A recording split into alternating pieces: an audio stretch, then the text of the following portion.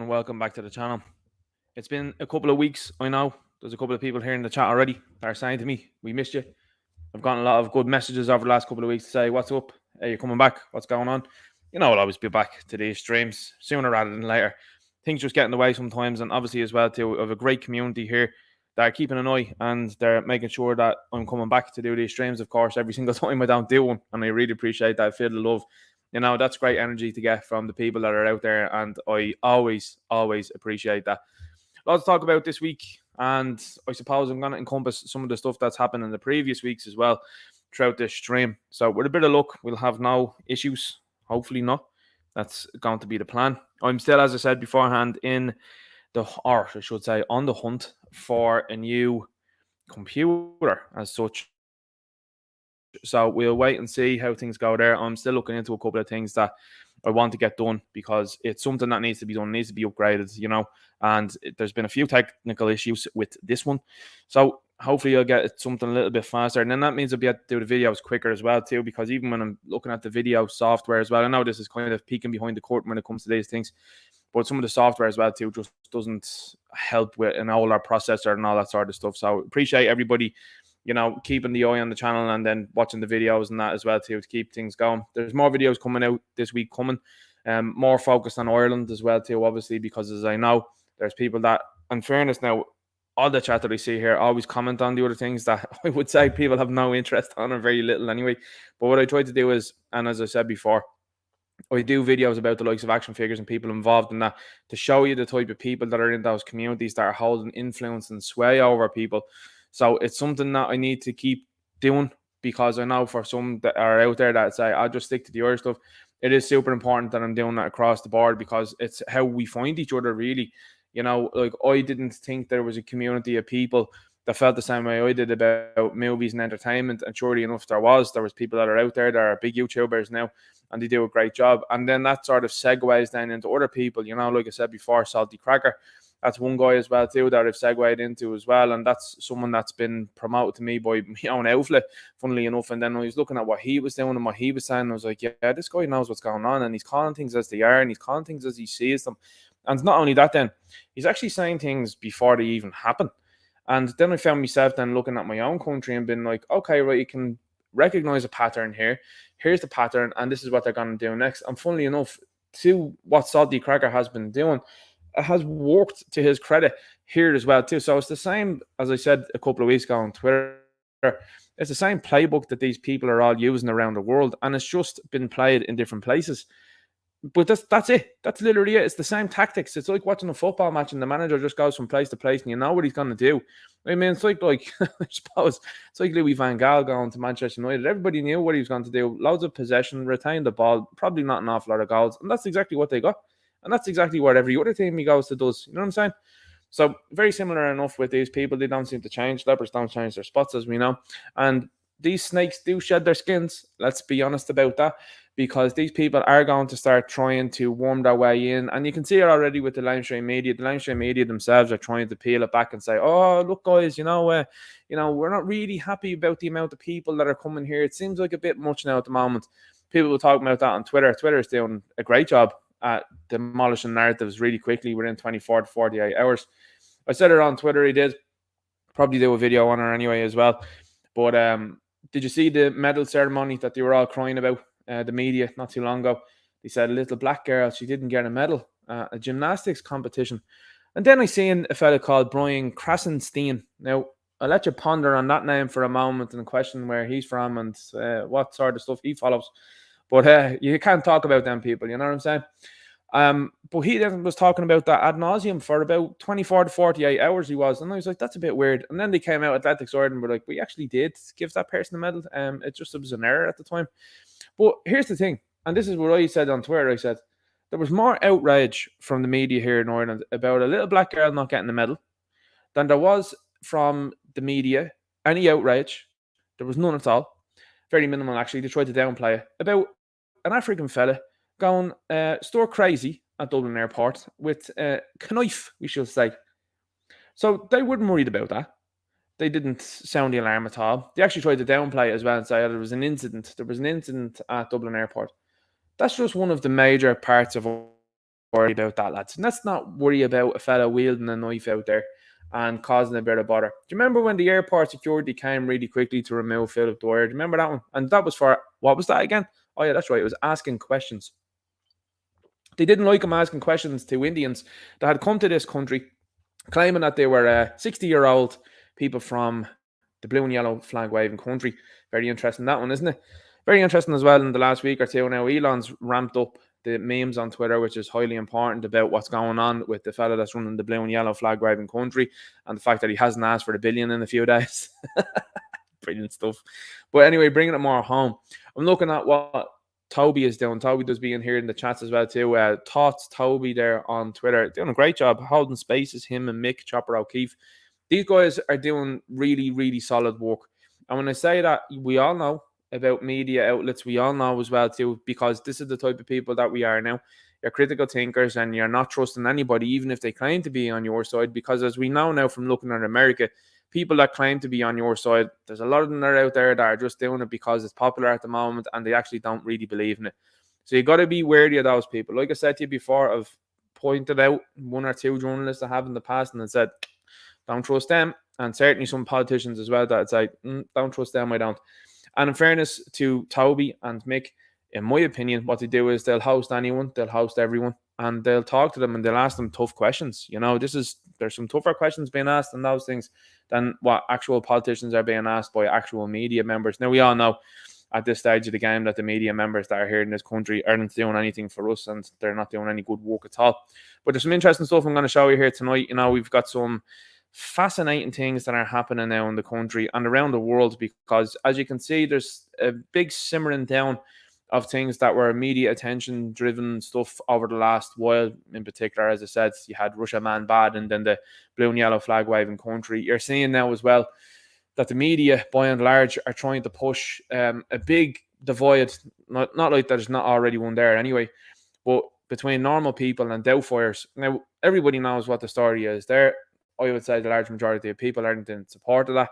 I think that's a fair thing to say, but the media are talking about that en masse. Now, what is happening really in the background? We all know that the country's been overrun. It's not being policed well. You know, you get the government and the politicians that were out there that were running around over the last couple of weeks saying, oh my God, can't believe we caught a boat off the coast there and it was carrying some stuff there that we don't think is very good for the community. You don't think it's good for the community, do you know? Okay, great. Can we get politicians tested for narcotics? Can we get politicians, all of them, just everyone do a test there for narcotics there, can you? And while you're at it, all of the uniforms as well too that you were praising there, how about them? Can they all get tested for that? It's such a big problem. I'm just wondering if you could do that. Maybe not. Okay, right. Well, that's an interesting thing, isn't it? Because then you have Leo Varadkar then saying that there's probably going to be I'd say allegedly, speculatively, because I'm going to just say, like, he was mentioning fentanyl not too long ago, and I was like, hang on there for a second. They're having a big problem with that in America, and all of a sudden now Varadkar's going, oh well, you know, we might have a problem with it here. How would you know that? How do you know that at all? It's very strange. But whilst all this is going on, and don't forget as well too, the Healy rating, by the way, was a pure psyop as well too, in my humble opinion, allegedly, speculatively, unknown.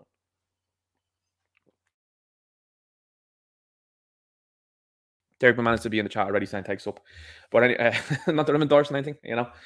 But that was a whole thing that for a week worth of media they went through and said, "Oh my God, people are having things outside Leinster House." You are the same people that told people to be outside Leinster House if they were unhappy with things. Oh my God, they're holding signs that we don't like. Oh my God, they have effigies. You're the same politicians that are voting to ban people from praying outside certain clinics where actual stuff is happening there. You see what I'm saying? You're contending with evil, and what evil is trying to do is evil is trying to tell you that you're wrong. This is the type of things that we're living now at the moment. We're actually living in biblical times. You ever see that meme there of Tom Hardy? He's like, "It's biblical, mate." That's what we're living in. You're actually living in biblical times. I opened the Bible recently again, and I was reading through it again. New Testament, obviously. You wouldn't be reading much of the Old Testament really at all, you know yourself. But I was reading through it, and I was just looking at the first number of pages, and I just said, isn't it amazing how much of that stuff is actually now reflected in current society? Honestly, I would implore you, I would say to you, I would encourage you to go and read it and see what you think, because it's all happening now. It's all playing out right in front of our very eyes.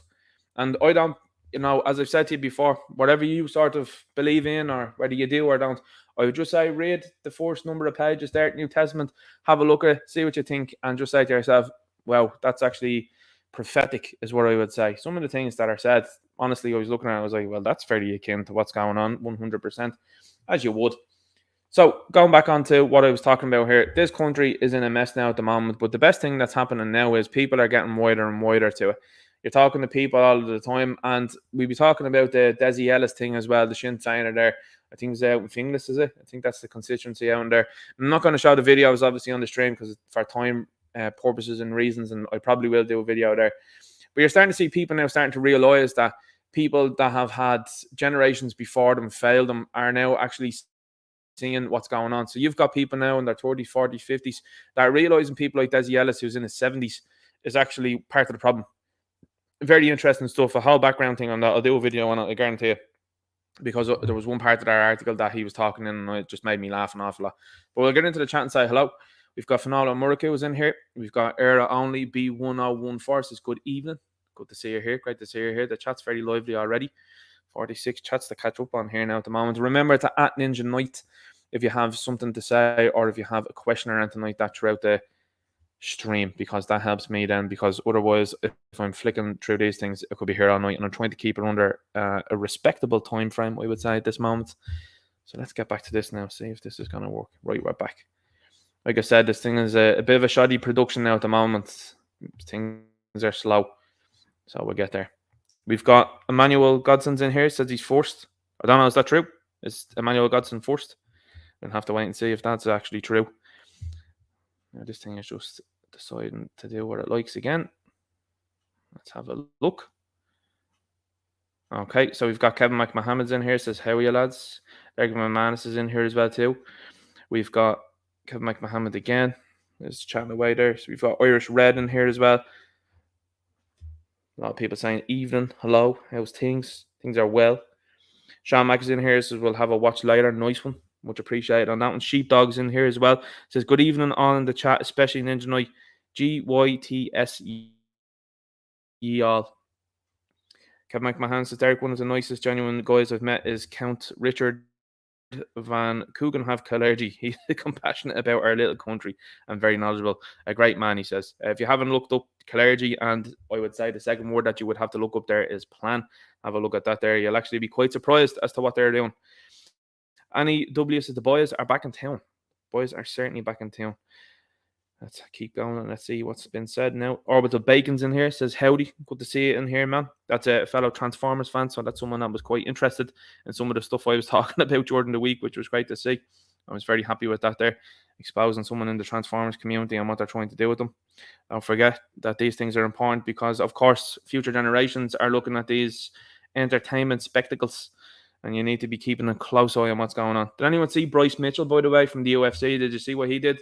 He had a Bible in the octagon. Absolutely awesome. 100% loved it. Fergus Powers in here says, Ninja Knight, great to have you back, bro. Got eventful up in the brack last night and got gold today. It was confirmed to me by a foreigner at work outside the DP centre. 1 minute from our village. God bless all here. Absolutely 100%. Keep up the good work that you're doing there, Ferg. Good work. I'm gonna actually rescind that. Great work is what I'm gonna say. Ferg's doing absolutely unbelievable stuff. The guys that are around the place doing the work that they're doing, absolutely incredible. You've got Ferg, you've got Philip, you've got the Irish Inquiry, there got Soldier, Derek Bloig out there as well too, doing wonderful stuff. Anybody that I forget to shout out, the Irish Getting under fella as well too, that's doing wonderful work. Absolutely love the videos that he does. Very funny guy, absolutely wonderful. We've got Van Malone says Real Talk 10, High and Ninja Night. It's 3 weeks since NK talked to us. My bad, apologies. A couple of things I've had to be dealt with, obviously, and then a couple of things then just where I was out of luck. I was ill last week, but made a full recovery. Happy days. We've got Toby in here, says he is back. Love to say it's like the return of the I'm not even gonna say return of the king. We'll leave that to Aragorn, we will. Okay, so let's jump into some of the stuff that we want to talk about here tonight. I'll get across to Gab, I will, and I'll show you. Obviously, as well too, if you're not on Gab already, make sure you're jumping over here. It's one of the only platforms, if not the only platform, where you can actually say what you like, and there's no messing about guidelines or no messing about, you can't say this or you might be banned for that. Might have been seeing it on Twitter as well too. Twitter seems to be a little bit more open at the moment, which is good, and it's positive. And I've seen that they've decided to change the rules a little bit, so they're kind of incrementally starting to talk a little bit more freely and talking about debates and context and stuff like that. So I'm happy with that. The more times Elon posts memes that are on this side of the fence, I'm very pleased with that. So that's a positive. But I am under no illusion. Listen, I'm under no illusion as well too that Elon could be and probably is one of their boys. You know what I mean? You're looking at the Hollywood sphere as well. Hollywood is starting to crawl back now. They are trying to release movies that are going to be crowd pleasers. They're trying to release movies now that people want to see, and they're stopping with this woke mess in the earth. That Ahsoka show is out there crashing and burning. Satirical Soldier's in here as well too. Satirical Soldier, will you let me know? He says, well, thank the Lord, yeah. Back Friday nights haven't been the same. Much appreciated. We'll be talking about that late show. I have to remind myself now in like 10 seconds to talk about that. Satirical Soldier, big shout out to you as well too. Noticed as well that the Telegram thing doesn't work from Google. Is it Google Play? Will you let us know what the story is with that? That'd be great if you have to download it from somewhere else to be able to see the stuff, because they're not there. Well, Derek Bloig also posts great stuff there, but Satirical Soldier posts some brilliant stuff, and particularly some great memes as well too on Telegram. I absolutely love the stuff that he puts up there. Hilarious. Real bastion of free speech. Another thing as well too, I'll just talk to you about before we go on to Gab is the Borg family. The Borg family were, and it was about a 4-minute video. It was, they were outside of school today and they were protesting Norma Foley. Now, Norma Foley in the 4-minute video didn't speak to them. Actually put her hand up to her head and turned away from the people when they were at the window of the car. She didn't want to talk to them at all, even though Enoch Borg is incarcerated. Now, I know that'll get people, roiled up, especially the left. The left love to get roiled up about Enoch Borg. But he broke court order. Okay, so you were worried about laws and order, are you? You're worried about law and order, is that correct? Okay. Well, what do you think about the Nuremberg Code? Oh, that didn't matter for the last couple of years. Sure, it didn't to you. No, it didn't. Geneva Convention? Does that matter? No? Laws were put aside as well over, and get this, guys, for the flu. What about that?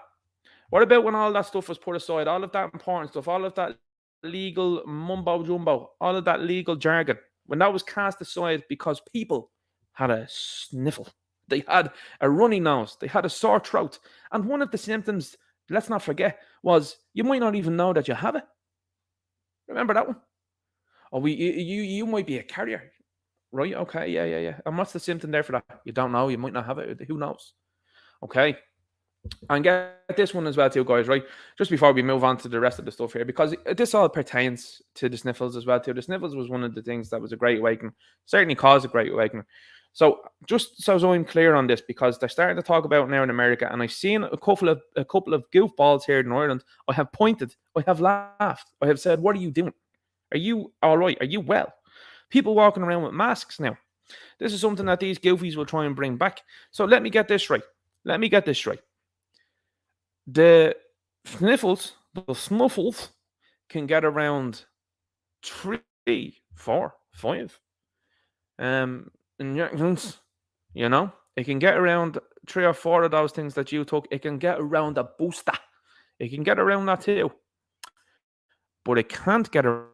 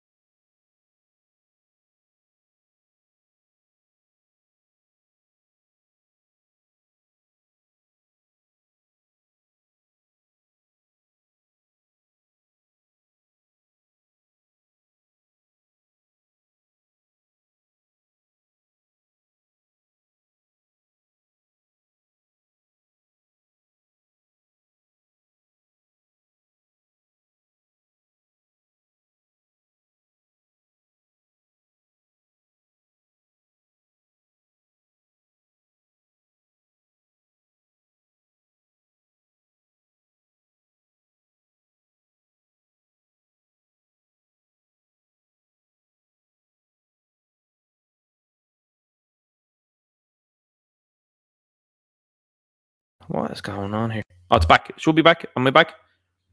Let me know. Hit one in the chat. Don't think Ninja now. There's no sound. Can someone call him? CK Media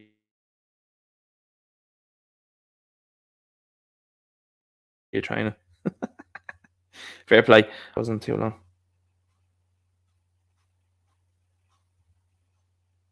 Okay, we're good. We're good. All right. Thanks, guys. Where was I last? Will someone say in the chat what I said last, please? Gonzo Productions. You're not getting this in the late, lads. You're not getting this sort of stuff in the late. Will someone say to me what I did and said last? If that would be too much to ask, that's fine. But if not, let me know. Borks, awesome. Right, okay. Thanks very much there, Bubba 5000. Tell me the truth. Allegedly, speculatively. Sign language. Oh, lads, I'm messing now. The books. Anyway, going on the books. Okay, if this happens again, let me know in the chat there. By the way, I'm keeping a close eye on it now for that. The books were outside and they were at a school and they were protesting Norma Foley. Now, the video that's there, 4-minute video, the car speeds off, Gardaí involved, the whole lot as well. And what's interesting to me is politicians, right, are afraid to get out of a car and speak to, shall we say, agitated folks. They're afraid to do that, but they're happy to go over to a war zone like the blue and yellow flag waving country. Is that not strange to you? It's certainly strange to me. I think that that's very odd. I think the fact that Micheál Martin's over there and he's going, okay, guys, I'm just over here and I'm in a place now, and we're bringing people in from this place, and it's a lovely place. All right, that's great, Micheál. If that's how much you love that place there, why don't you stay there and don't come back? And as a matter of fact, if you love it that much and you feel so strongly about that place, stay there. Join the front line. Don't come home. That'd be great. That'd be wonderful.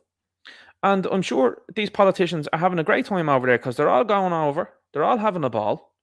You know, we seen the eyes there of Dooley not too long ago, and he was hanging around with the old Valdemir fella. And we know the Valdemir fella is a fan of, you know, we've seen the videos. Let's have a look. Books and strange politicians and celebrities. People are saying in the chat. Right, we're all good. Anyway, we'll keep going into this here. We'll scroll through, Gavin. Hopefully, there'll be no more technical issues. But look, you know, leave it with me. Sure, there probably will be one before the end of the show. Anyway, jumping into this here.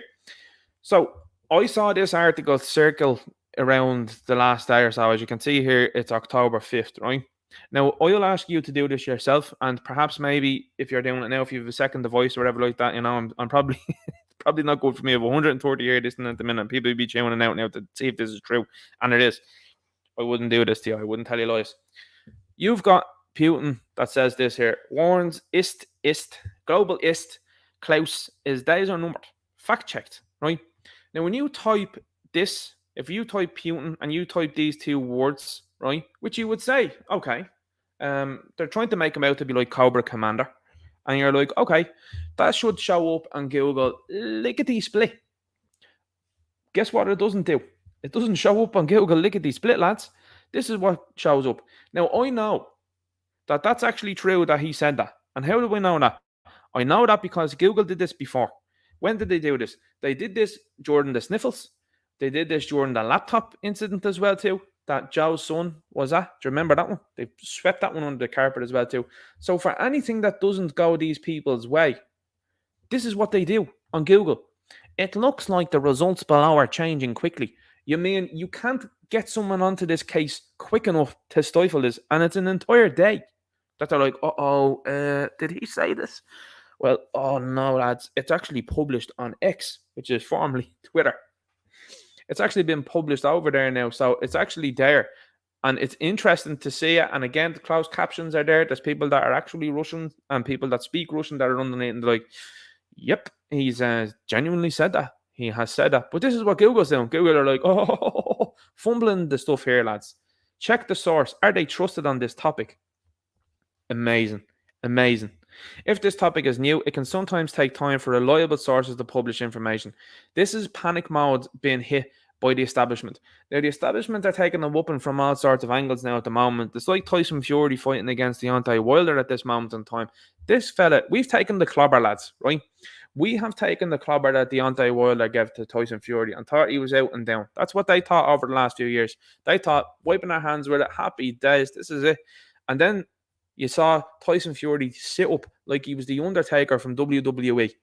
And I'm not a big, huge fan of WWE or anything like that. But that's what he did. And up he gets. And Deontay Wilder's face says it all. It was like, oh no. That is the people that are pulling the machine cogs from behind the curtain. They are looking at this going, oh no. Because they have seen a takeover of a giant social media platform that has absolutely destroyed narratives within hours. It is putting information out there to people really fast. I had an engagement with an idiot on Twitter there during the week, right? And I said, hey, isn't it mad about what's happening to Russell Brand? Okay?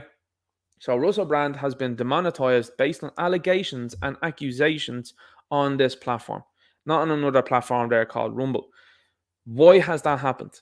Well, he called out major companies that have been up to no good in the past and are probably up to no good in the present. I'd say more reasonably not than I would say if it isn't reasonable, right? So you have Russell Brand and he's been demonetized. Why have they demonetized him? Well, I would say this. That is a message that's been sent to every other blue check mark, every other musical artist, even though he's not a musical artist. Oh, well, I suppose he was when he did that stuff. And what was that movie called? Forgetting Sarah Marshall. Was that the one? I was getting to the Greek. Yeah, getting to the Greek. He did a few tunes for that. Anyway, it's sending a message to each actor as well that thinks about getting out of line. And every musician and every industry that these people hold control of. They have shown that whole group of people, hey, we have just taken his living away from him from this platform. That's what we'll do to you with your TV shows, with your movies. AI is getting better. You're already replaced as things stand. You're going to be even more replaceable. Have you ever wondered, and I have certainly done it in the past, where I look at an actor and I'm like, there's no way that that person is a Democrat or currently voting for the current system. They couldn't be that insane. There's no way. And then you see them crying about $8 on Twitter. And you're like, there's people that are out there now that are paying for the Twitter blue check mark for, was it £8? Toby, let me know in the chat there. And they're average, ordinary dudes. They're not whinging about it. But the actors are cribbing about it. So that goes to show you how big this operation is. And these people, of course, a lot of them fairly useless. But you have a huge operation that's occurring in the entertainment, in the media, and politically. And these people have made you believe that you couldn't do nothing without these people for years. And then the sniffles happened and they thought that was game, set, and match. And then we said, oh no, we're going back to community stuff. We're hanging around. We're having a few beers. We're chatting. We're not worried about sports ball anymore. You know, I enjoy having a look at sports ball for the lols.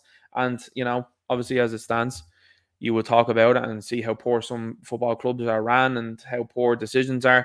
And we all know behind it all, it's a bread and circus like it was in Rome. You know, the emperors previously in Rome had said that keep the Colosseum open, keep people full of bread, and they'll be happy and they won't notice what's going on. The exact same happens with sports ball. Why do you think that they opened up sports when the going started to get a bit rough when it came to the likes of the sniffles? They opened it up so that they distract most people. I know people, and I think that they're imbeciles. People that go to football matches here in Ireland, I go to the League of Ireland, I do. Yeah. And this other club, they're this, they're that, and the other, and we go out and we scrap and all that, allegedly, respectively. And I'm looking at this idiot, and I'm going, is that the sum of your life? You go to a football club to shout on 11 fellas on the pitch there, and you're going out there and having argy-bargy with people that are from the same country, probably even the same county, because they support a different team. How stupid are you? You're beyond stupid. And listen, I know the same thing can be said, I suppose, as well, too, for GAA. You go outside of the county and people have all their differences, and that's fair enough, right? But then you have that sort of stuff. It's less so in the GAA. It's more so in soccer. It's a soccer thing, I think. But that's ridiculous. And then you're looking at these people and you're like, hang on, you're being fleeced. You're being fleeced here. Inheritance tax. You're being robbed. You're being robbed by the mortgage brokers. You're being robbed by the banks. Left, right, and centre.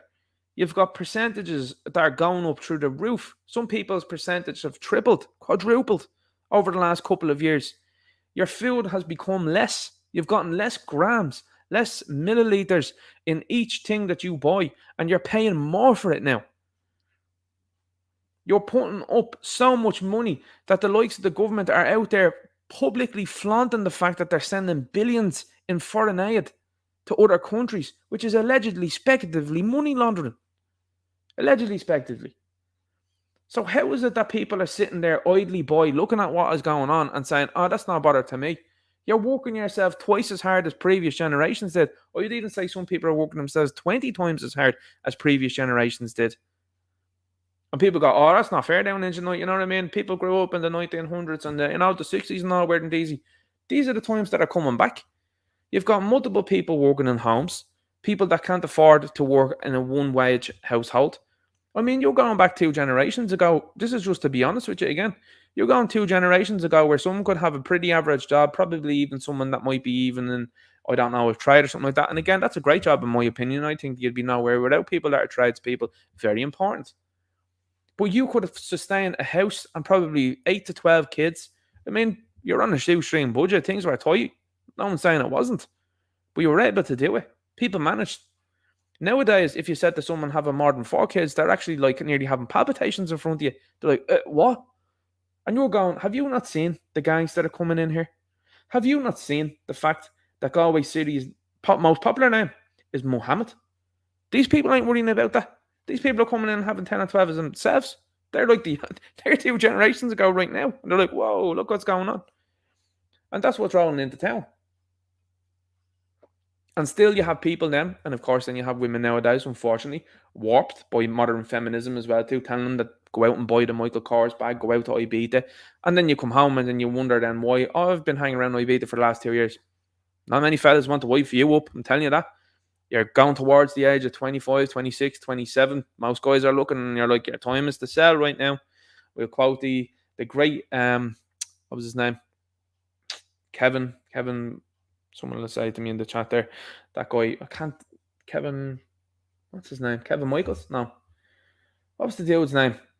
Escapes me right now, it does. Anyway, he was one of these gurus, he was there, the black lad with the glasses, fantastic fella, passed away not too long ago. He did millions of subscribers, by the way, and within a week they were like, we'll move on past him. Someone will let me know. Kevin Samuels, thanks very much, much appreciated. Who was that there? That was Van Malone, excellent. And he's like, hey, 27, time to sell, 30, 80% off. And he's like, they're going to Goodwill, he says there, when you get past 32. And you're looking at it and you're like, there are people, and I know these women as well too, by the way, that are panicking. They're like, whoa. But anyway, going back to it, and most importantly, the banks and your money is becoming lesser. Your money is going less forward. It's not doing, and it's not taking care of people anymore. And any increments that people are getting through money and through jobs and like that. Now, I know as well that when you were in the trade, and see, this is the beauty of the trades, and this is why a trade is super important. Trades are able to go with the times and able to say, well, we're going to price it at this. Now, I know that the difficulty there is that it can get to a stage where the price of things will price people out of jobs. I do know that. But still, they're able to keep the head above the parapet a little bit at the moment. They do long days, they do long shifts, but they're able to do that. Whereas you have other people that are in certain jobs and they're like panicking because they're like, well, there's no way that one person can stop working. Both people have to stop to be working to keep things as they are. And that's where you are now, right now. And you have this here, which this is true. This is a fact now because this is what Google is responding to this as after a day. This is over 24 hours, by the way, that was said. And this is what they're saying. They're like, we don't know what's been said. So, you know, that's what's been said. And it is interesting because, like I said to you, people have now had enough. And there are more people now awake to what's going on. Social media is a big driver of it as well. If you don't know, the likes of Instagram is very helpful. There's a lot of different profiles that are out there that are sharing good information and they're sharing quick, easy information. And before it's been able to be fact checked, there's too much of it now. They can't get to it anymore. They can get to some posts they can if it has certain people on it that they don't like, but they cannot touch it anymore the way they were able to beforehand. Super interesting. So I saw this tweet here, and this was a guy that was running around. We'll see the video now in a few minutes. And this is a British fella, from what I understand, that's running around now telling you he's an Irish citizen. They did one of these. To me, it's a mock ceremony, really. They've got people that have rolled into town. They have from different places, and they're saying, "Oh no, you're as Irish as everybody else." It's absurd. It really is. And I mean, it's like when I talk to people and people say, "Oh, you're just doing that one way." No. Like, I think people that are Irish going to Australia and then getting citizenship, like, I look at the Aboriginal people and, like, they're the Australians, really, really and truly. Native Americans as well too in America, I view it the same way. Arab people as well too. If you've got to an Arabic place, there's nobody rocking over to town over there in Arabic countries and going, "Yeah, we're just as Arabic as you are." It's not happening. It's not happening in Japan either. So this guy, anyway, this is a fella that works with News Talk, and he's in a video that we'll have a look at in a few minutes as well. Hopefully things will keep going the way they are. And his profile picture, as you can see here, is with Joe Biden. Now, this fella, this is even him, because these people wear a Mission Impossible mask now. People will be like, "Oh my God, what a terrorist!" Why do you think they do these things in movies? It is to pre-program you. You've seen this guy's eyes, you've seen his face change over the years. There's nobody's face changes like this. Then you seen him when he was scratching his neck. Did you ever see that video where he's scratching his neck and the thing bunches up? Seriously, have a look at that one. You haven't seen that one. It's unbelievable. So this guy has a picture now up at Joe. Joe is on camera, and this is something that should be brought to most people's attention more often. This dude sniffs other people's kids. Like, why is that not shown more? For 4 years, people geeked out him. They did and shared memes of Donald Trump. And I was like, well, that's fair enough. Everyone's fair game. Let's have a laugh like that. Now, something more vindictive than others. But, like, how come nobody's showing him sending things around? Look at this fella sniffing the follicles off someone, and particularly someone's kid. Like, why is nobody doing that? And then you got his son. And people go, that's just because you don't like these people. It is what it is. Let's have a look at this now and we see if this actually jumps into this. And if we've got a good show here on this one. This is a new thing that Gab is doing, which is actually quite annoying. This used to be a thing where you were able to click on the picture and it just come up at wood and you could excel with them. But now it's clicking into the post. We hear up Torba and be like, "Listen, stop doing that." Messing up shows it is. And when we go on to likes of Twitter, it doesn't really work on Twitter anymore either. So this was shared by Anarcho Edzer. Brilliant. Absolutely brilliant there. Leo Schwab, Young Global, Cabinet. Now, they've been telling you about these people, and they said that they have young members of them. They're rocking around places, and they're going to take this place forward. So we'll wait and see. People are very wide to this, and we've seen what has happened to Trudeau over the last couple of days, which is interesting. We'll have a look at that video. I absolutely loved it. Disclose TV shared this. They said study found all Doubtfire people taking this stuff, this hormone, are at significantly increased risk from conditions like these, like heart issues, strokes, blood pressure, and high blood fat and cholesterol levels. Look at the likes. There's nearly 6,000 likes on that. There is. So a lot of people, there's a lot of people gloating underneath that and having a good time. Did you see that video as well? It was rocking around Twitter the other day. You maybe have seen the story. They're all talking about at the moment. And it was a fella. I think I have the picture of the woman down below. It's a crazy video. Salty Cracker did a video on it. And it was a guy in New York. And this fella walks past him and causes mayhem. This African-American chap causes a bit of mayhem, he does. And this white guy stands up and walks towards him. He's like, hey, buddy. Because he's on the left, as you would be. And your man just, takes out an old knife. I don't know about you, but there seems to be a bit of a trend there. Anyway, your man's no longer on this plane of existence. The do-gooder leftist. Done. And your woman is just standing there. She doesn't even try and help him. She's just looking. And they've raised something like 58,000 for your woman within 24 to 48 hours, I think it was. Last couple of days. It's only last couple of days. And I'm looking at them like, America's in big trouble, lads, when they're raising over 50 grand for this woman that just stood there and looked at this chap. And that's a mark of weak society. It's a mark of the feminization of men and what leftism does to men. Because anybody in their right mind would have defended themselves properly and ruthlessly. Anybody in their right mind. But instead, this do-gooder's like, no, please, man, with the knife, just put it down. We can talk about this. And your man's like, no, boom, dunskies. And when it comes to these people as well, too, a lot of people are looking at this and they're saying, hey, lovely jubbly. Because people are sick of this nonsense. I also put this up. Leo, very constructive meeting with Rishi Sunak. on shared priority of restoring NI power sharing and the positive signals re Euro 2028 bid, and committed to continue discussions in the future. Why are Indians running Ireland and Britain? That's not representative of the people. How is it that these people, I think it was a Chopper, I think, did the video, it was either him or Toby. Can't remember who it was. If it was someone else, just let me know in the chat, will you? And he said the people that are running Ireland have a grand total of 30,000 votes between them. I'm nearly sure it was Chopper. And I just sat there and I thought about that, and I thought about it for a few days. I really did. I was sitting there going, that's insane. That's crazy. That's mental.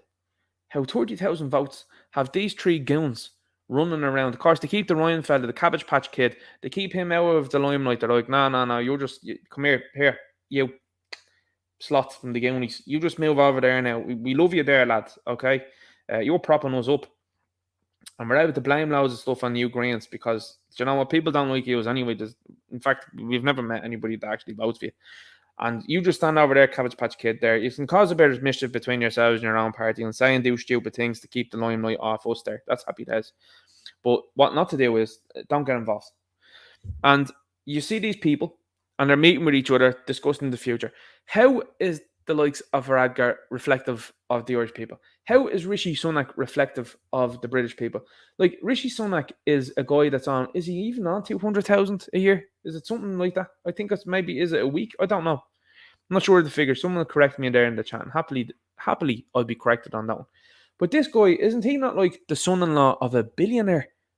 This chap doesn't have to work another day in his life. But he's out here involved in this nonsense. Why is that?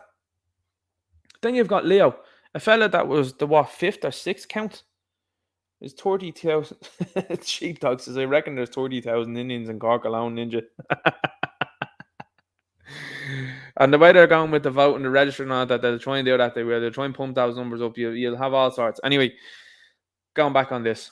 You've got these two guys here that are no good for their respective places, that are sitting down, that are discussing your future. I don't think it's good. And then I said this. I said, why are Indians running Ireland and Britain? 334 likes. That has more likes than most of the posts that Leo Varadkar makes, than most of the posts that Micheál Martin makes, and definitely most of the posts that Eamon Ryan makes combined.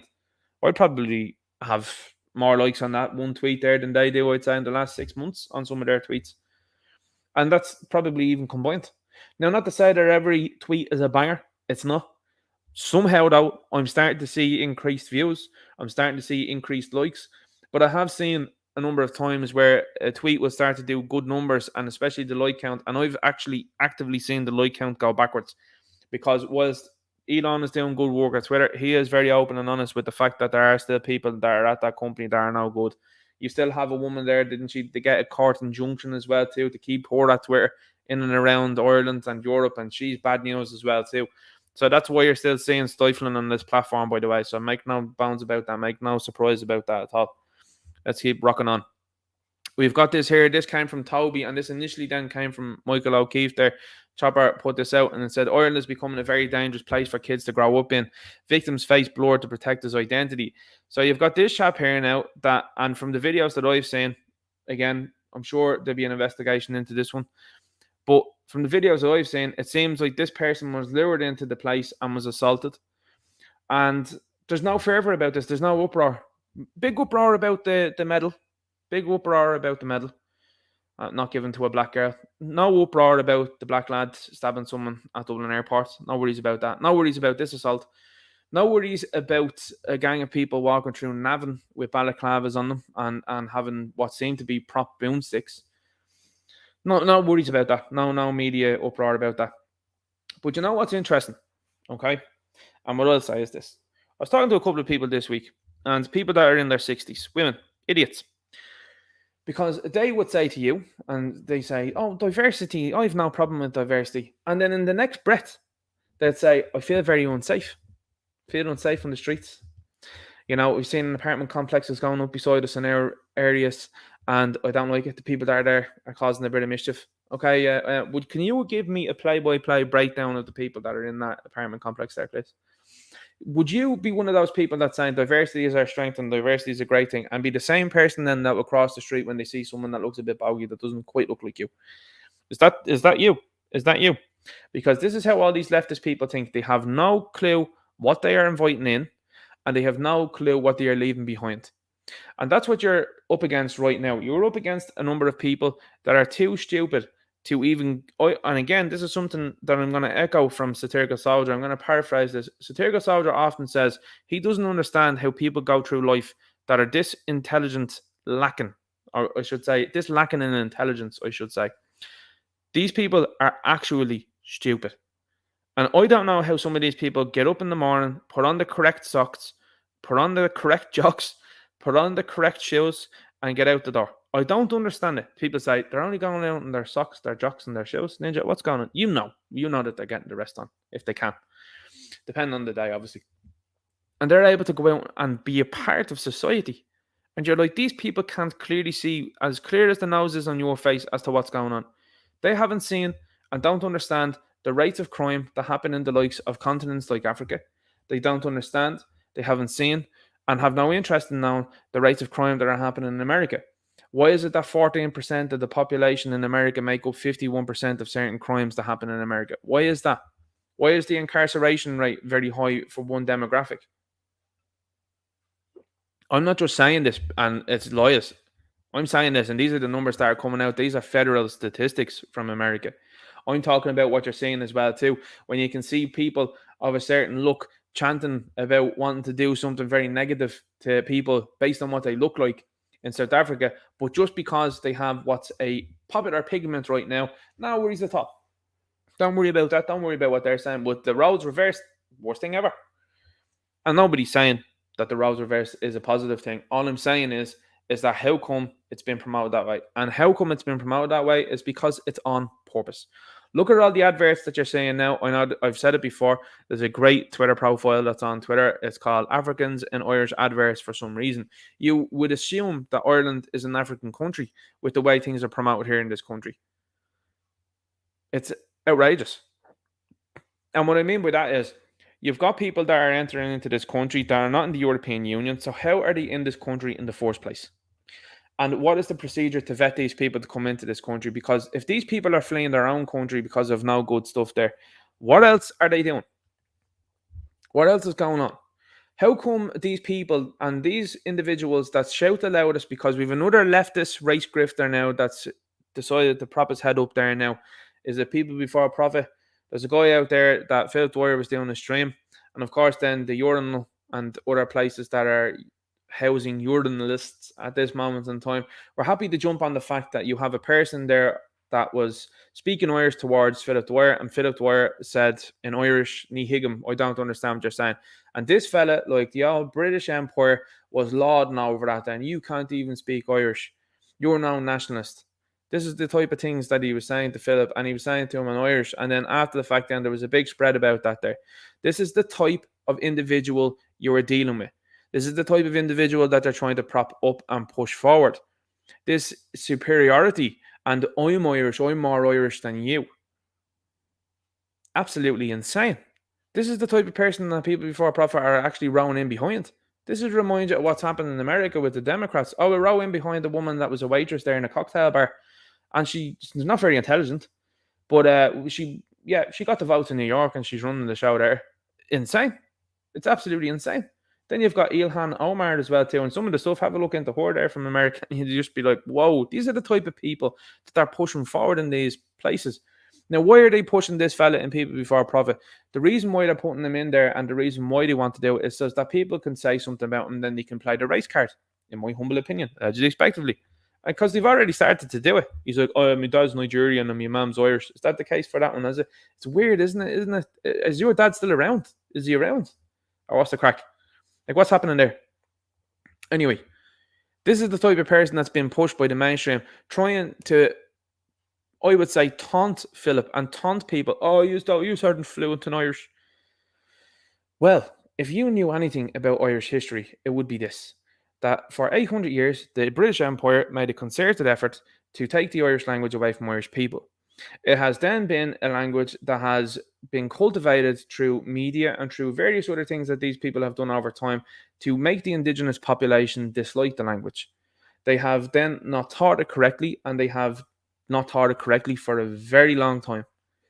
And that has made people, as I would say, disinterested as possible. And with that then comes what we have seen.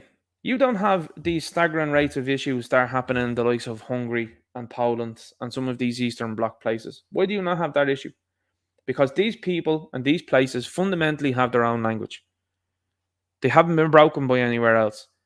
That's why these people won't go to these places. English-speaking countries are where these people want to go. Look at them flooding into America. Look at them flooding into Britain. Look at them flooding into here. They flooded into France.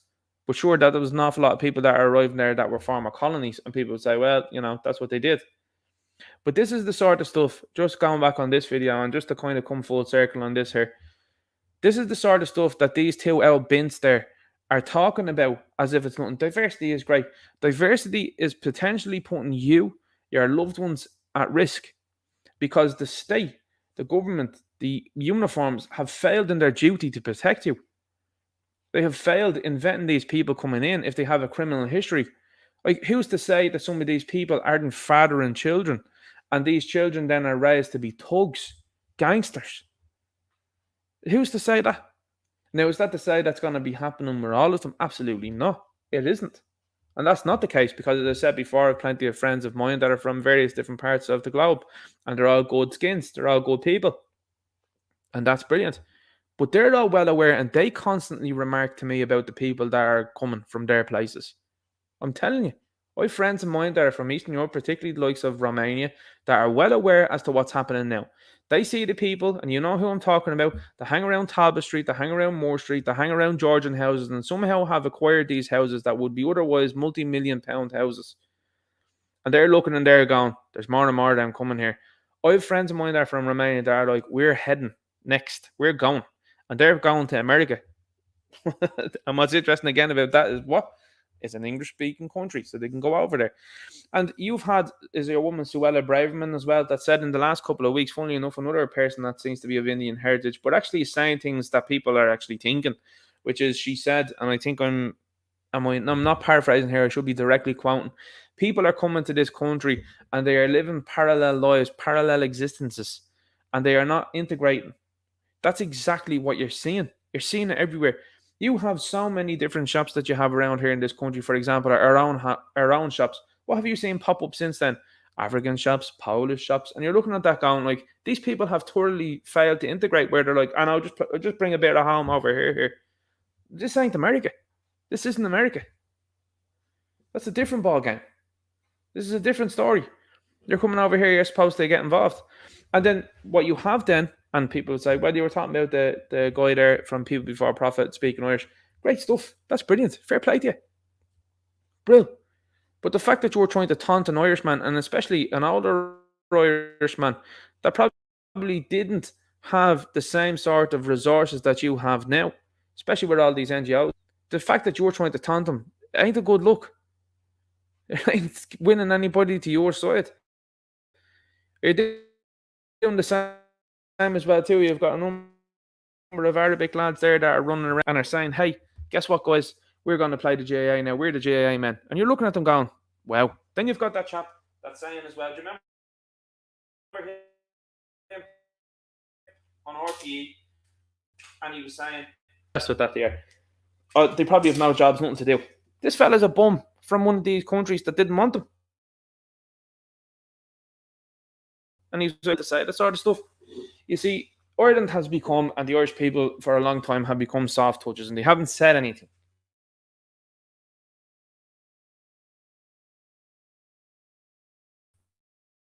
They haven't said nothing. This is why you're seeing a big panic from the media at this moment, because they're like, uh-oh, guys, and they're pointing it out accurately, and that's causing a problem for the narrative. But like I said, did you see this on the 6 o'clock news? If you still even watch the TV, if you still even watch any of that sort of junk, because that's exactly what it is, junk. You won't see this up there. You won't see a nationwide outcry about this. You won't see Sam McConkey running around telling people, hey, I think that they need to keep these guys indoors. He won't be saying that. But he was all for it there when it came to Irishmen there not too long ago, a year ago as well as it was. And rest in peace to Aisling Murphy. A year ago, he was running around.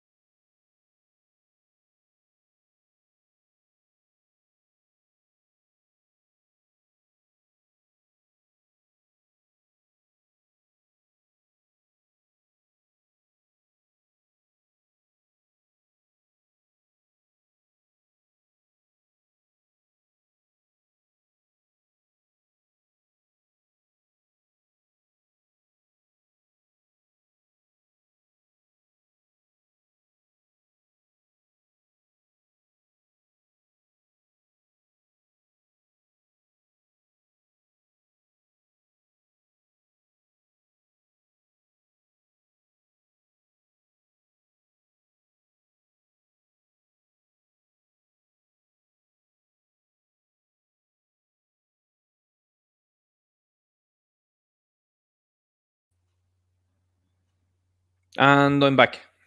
Or I should be. I can see that there. Dylan G says, Leo was outside your house cutting the phone lines. Ninja Knight got back on the grid. Wasn't a good enough show, he says.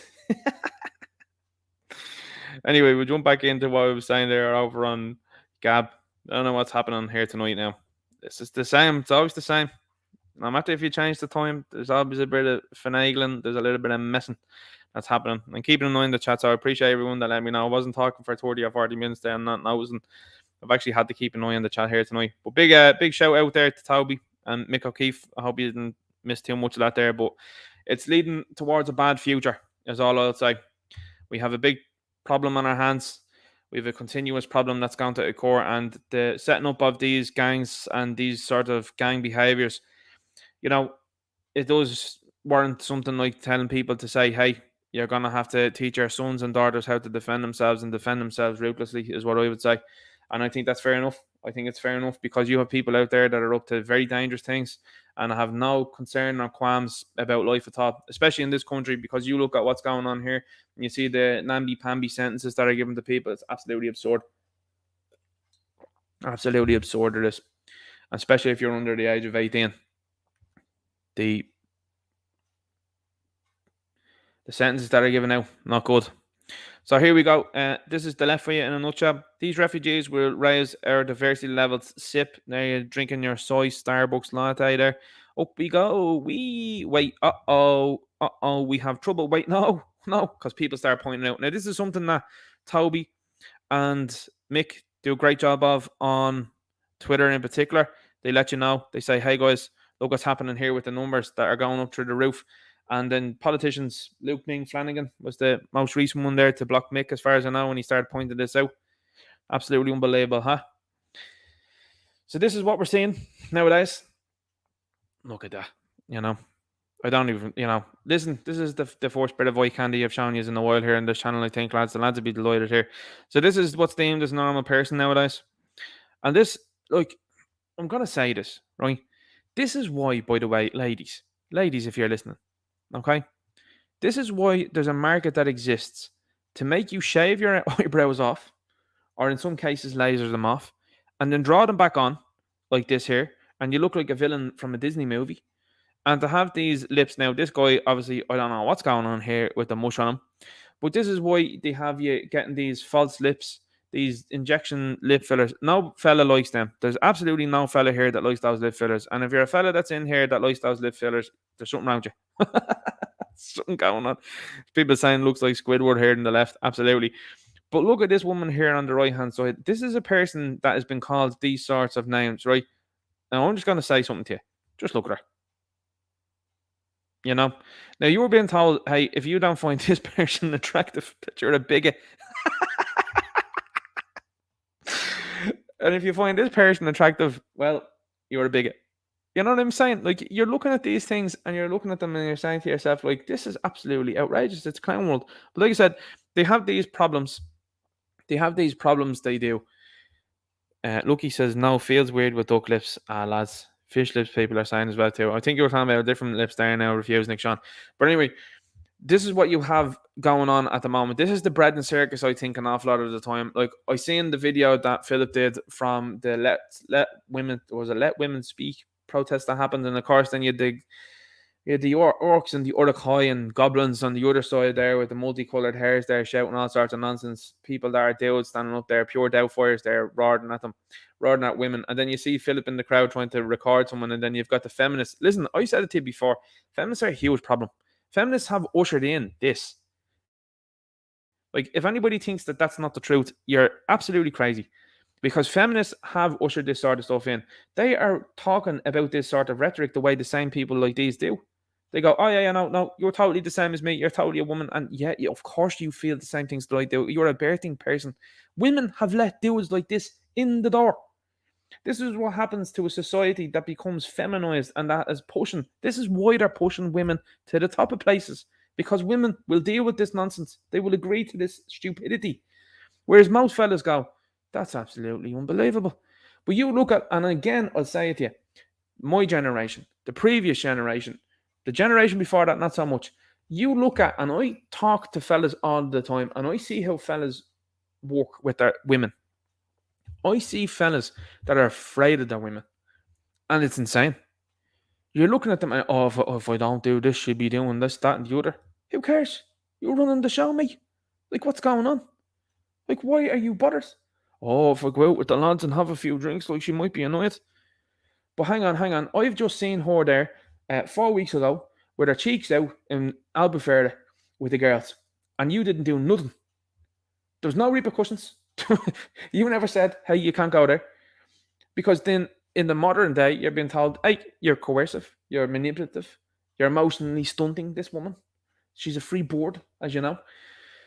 But no, you can't go down to the local there with the lads and have a few points and watch the football match on the weekend. No, that'd be bad form. You need to take your masculinity back. And this is why we are where we're at in this country. And this is why, in particular, and let me show you this and let me tell you this here, you need to tell people that it's all right to do what's been done right now. Where you're seeing people, and particularly the lads, and listen, there's base women that are out there. This can't happen without base women either. I want to make that very clear. This isn't a dig at all women. But you have to have the base men that are there that are prepared, because you have a society now that is telling fellas, don't say anything, say nothing here. This is the time when you need to be saying something. You get guys like Ferg, you get guys like Philip, you get guys like Satirical Soldier, you get guys like Toby and Mick and the Irish Inquiry and Derek Bloig that are stepping up and standing forward, and you're going, these are the type of fellas that you need. You need fellas that are out there with a bit of balls. And same like Enoch Burke as well too, from a different sphere. Because as it happens, this is what has been sorely lacking for the last number of years. You have people now that are too cowardly, I would say. I'm going to show you the video of what happens with Justin Trudeau in a little while. And I'm telling you, this is the sort of way I'll be responding to politicians when I see them. You have cowardly fellas that are out there that are looking, that will tell you behind the politician's back, I don't like that person's this, that, and the other, and will smile and shake their hand. I am not someone that would shake a politician's hand, particularly these people that are doing us. Not a chance. But just before we go on to that there, look at this lady here. And this is what you're being told is a normal. Oh my God. So anyway, we jump onto this here. Irish Daily Mail. Gardaí quitting record numbers. This is fantastic news for the lads there. Great stuff there. And I heard a story over the last couple of weeks. I've been sent information that people that were formerly in direct provision have now exited direct provision and are applying for, and in some cases, allegedly, respectively, getting into certain positions in certain uniforms. That's bad. That's not good. So Gardaí quitting record numbers, because I'm sure loads of them are sitting in stations going, this is going to the wall here, lads, now, and you're out of the frying pan and into the fire when it comes to this here. 114 have left force since December, and officers warn dozens more will depart in the coming weeks amid row over rosters. Now, this plays into the hands of these people, because what they do then is they go, oh, guys, guess what we need to do? We need to emergency call these people. I mean, do you know what's insane? You look at Star Wars and you say to yourself, this is basically just a plot of Attack of the Clones, isn't it? And Attack of the Clones and Revenge of the Sith does actually show you what important an army does, because they can turn on you at any time. And a flick of the switch or a bit of an order, they're told what to do and they'll turn. That's exactly what the two movies of Star Wars are about, episode 2 and 3. Loads of people missed those nuances and that sort of stuff that went on. Now people would say, well, Jar Jar Binks was sucked. Yeah, he was terrible, but it just shows you what happens with Jar Jar Binks. This is, again, entertainment talk that leads into it. Jar Jar Binks was a clown in Phantom Menace, but Lucas utilised him perfectly, because what did he make him in episode 2 and 3? A politician who then gave supreme power to Palpatine. Jar Jar Binks is responsible for what happened. A pleb, a pleb that used to be an absolute goofball was put into politics, was given a position, and then put the ultimate evil into a high seat that the ultimate evil was never going to then say, oh no, I'm gonna just take a pass on this one here, lads. Martin, we'll give RT 16 million for now. The media minister on Moya Doherty, deforbs and redundancies. Now, the fallout from the RTE thing is to be expected. These people aren't getting the numbers that they thought they would. They thought that they were going to get a lot of people upset about this sort of stuff here. They're trying to kowtow around the fact, in my humble opinion, again, allegedly, speculatively here, that they're going to try and just wade into this being a tax. They're going to go, what do we do here, lads? They're not paying, they aren't. And we're telling them that they're not paying, so they're just going to... You see, gang mentality and group mentality is a thing as well too. Don't forget, you know, I said it to you before about Tay talking about the monkeys. Remember that story? The story of the monkeys there. 5 of them go in to a room. They do. There's a ladder. Top of the ladder, there's a banana. The 5 monkeys try to go up it. They get sprayed with water. They come down. What happens then is the one monkey out of the 5 decides they're going to go up the ladder. The other monkeys slap them down because they're like, don't get sprayed again. And over the course of weeks, then they switch one monkey out. And a monkey that hasn't even done anything that begins to go up that ladder is getting slapped. Doesn't know why. Until all 5 monkeys are replaced. And anytime someone tries to go up a ladder, they're getting slapped and nobody knows why. That's what you're seeing right now. They're starting to fatten people up a little bit. They're trying to fluff people up and give the people a bit of a win. Oh, look at you guys there. You're actually causing a dent to RTE there. The fact that you aren't paying anymore.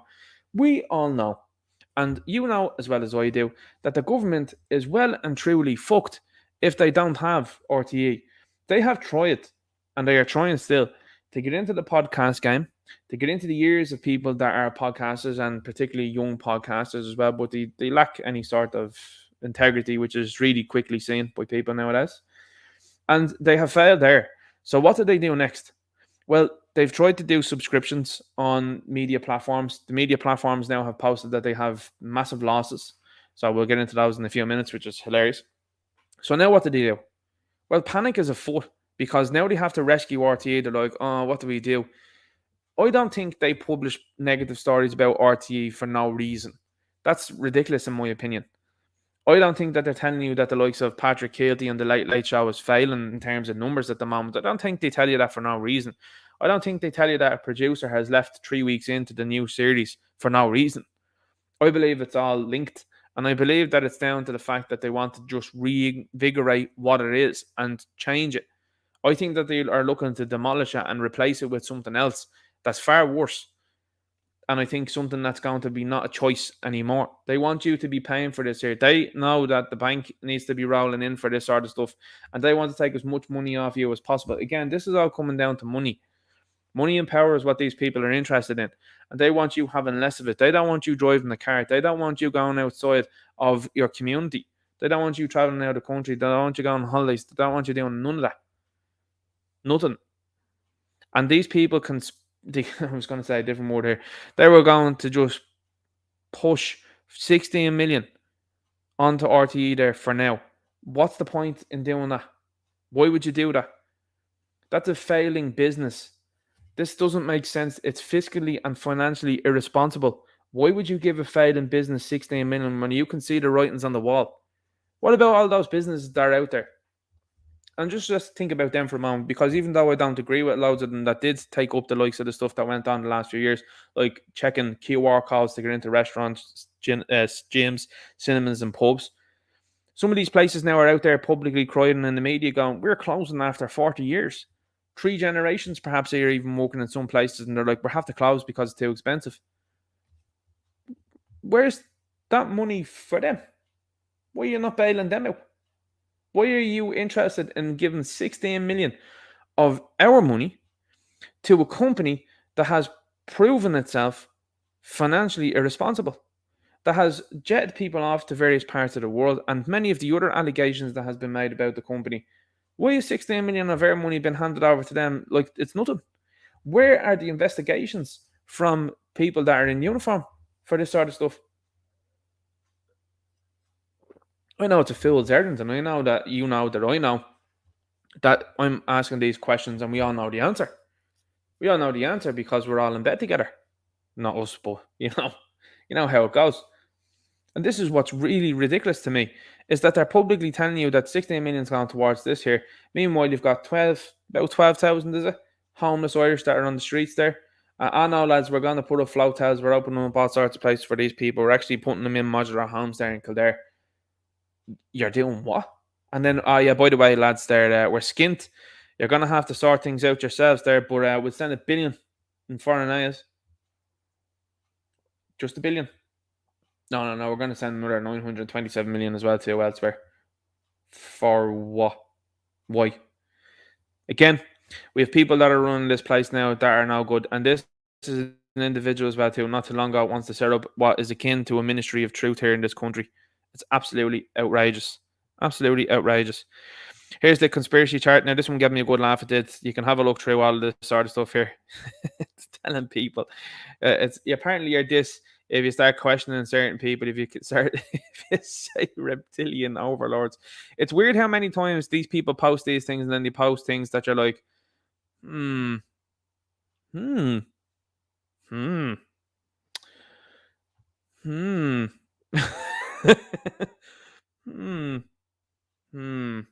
know what I'm saying? It's mad how many times they post these things and you go, that's odd. It's almost like they're confirming what everyone's thinking here.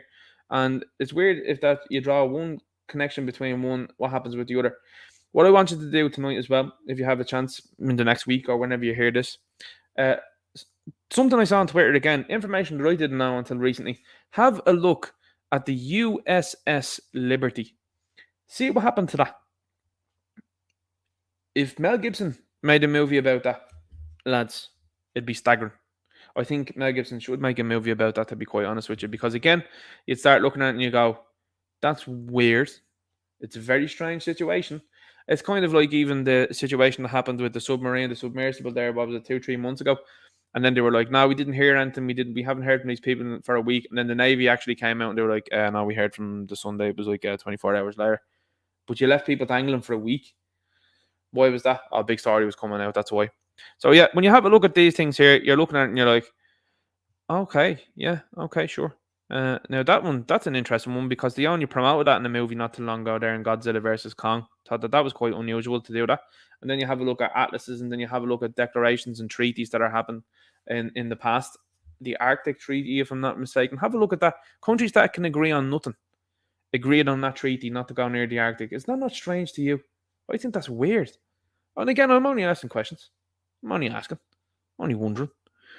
So that's a good one there anyway. We'll jump out of that. Hopefully this doesn't take too long to jump out of this one. This new format of Gab.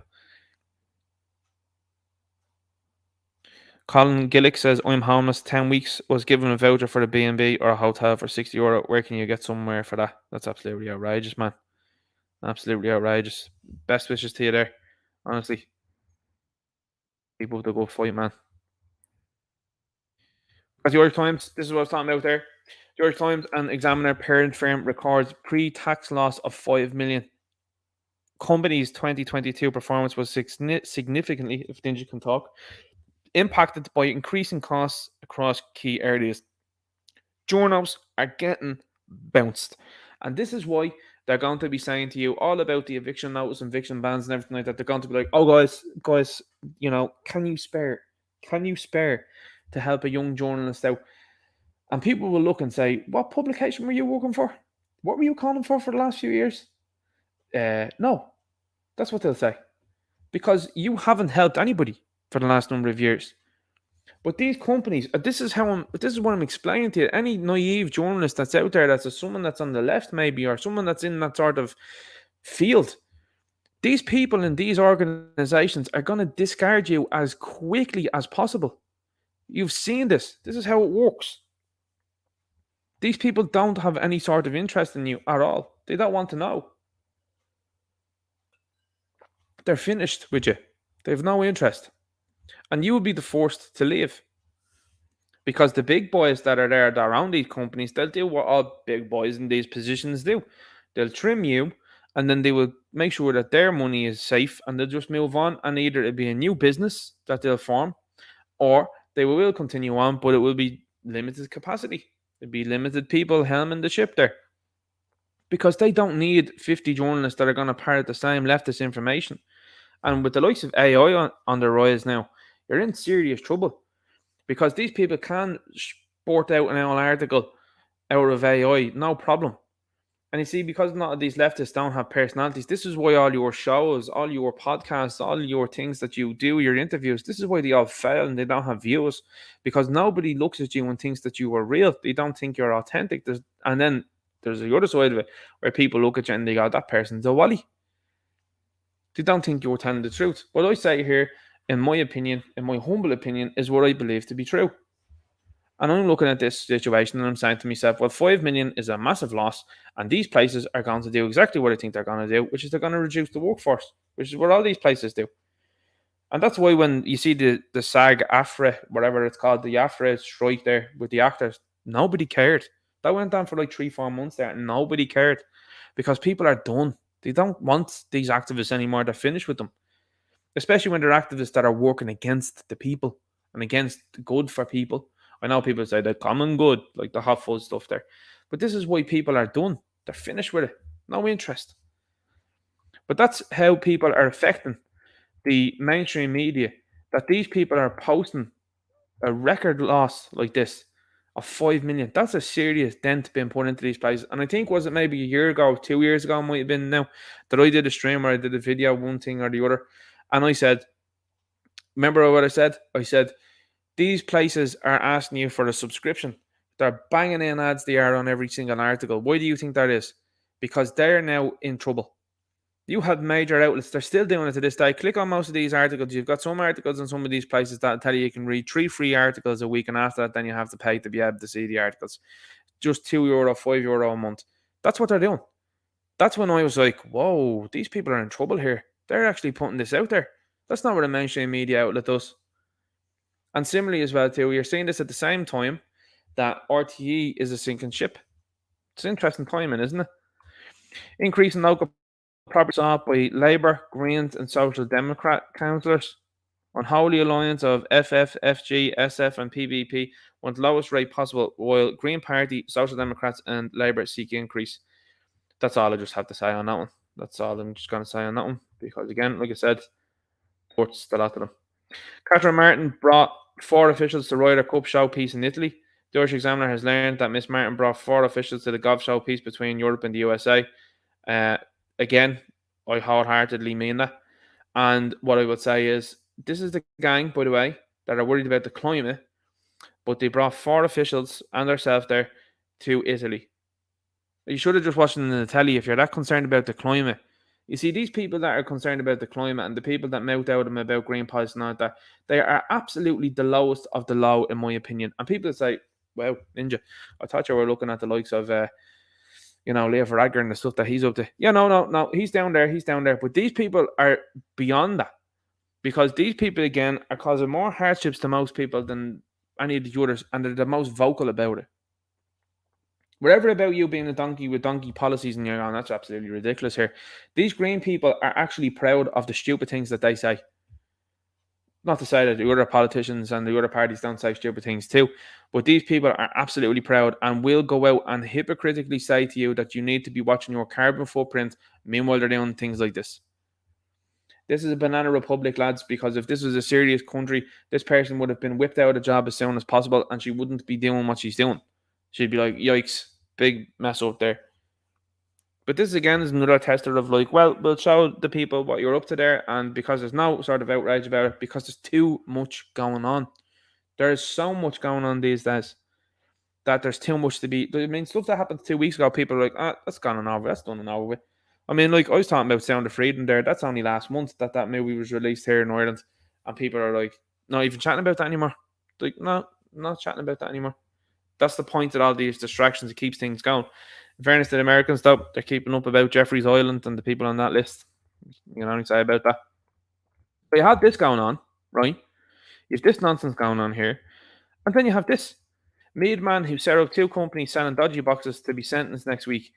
The guy pleaded guilty to 2 counts of selling protection defeating devices used to access stations such as Sky Sport. Now, what's insane to me is, not insane, but what I've seen from articles in the past is this.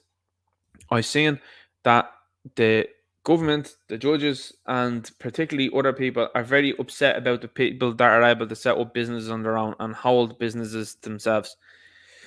That's a problem for these people, and the fact that people are circumventing that for sure. Are you thinking that everybody isn't using these things? Are you telling me that people in uniform that are supposedly apprehending these people, are you telling me that they're not using them? Are they using them or are they not?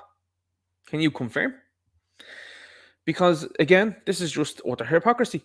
You've got people running around like Leo Varadkar, who was under criminal investigation, who had a DPP file that was sent there, and you've got the director then, who happened to be very friendly with the Fine Gael party, and had an uncle, from what I understand, if I remember correctly, that was very, very friendly with the Fine Gael party.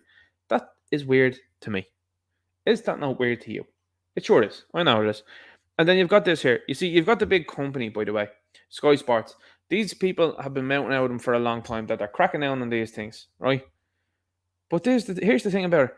You have actual real criminality happening in this country, because I don't consider this to be criminality or anything like that. I don't consider an awful lot that I would have used to consider criminality to be criminality anymore, because I'm going, well, the mask is off now, and these people are actually showing you to be what they are in government and in the media, and they are far more worse than anybody that you would try and paint with a negative brush.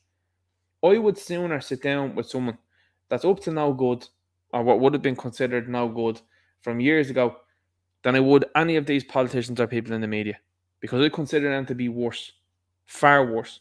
Because the people that would have been up to no good a couple of years ago, that you would say that you wouldn't cross the street at all to meet or say hello to, I have no qualms at this stage of the game. I'm looking at them like, you're not as bad as these people here. Definitely not.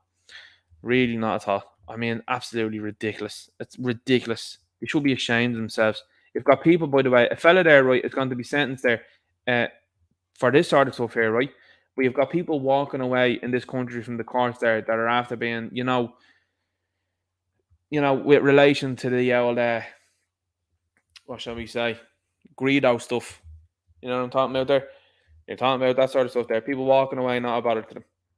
This company, beginning with P, resolves this patent lawsuit over that.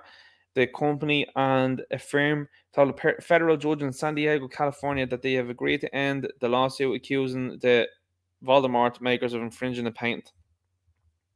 You don't say that these people are involved in legal sticky situations again, do you? Who could have called that?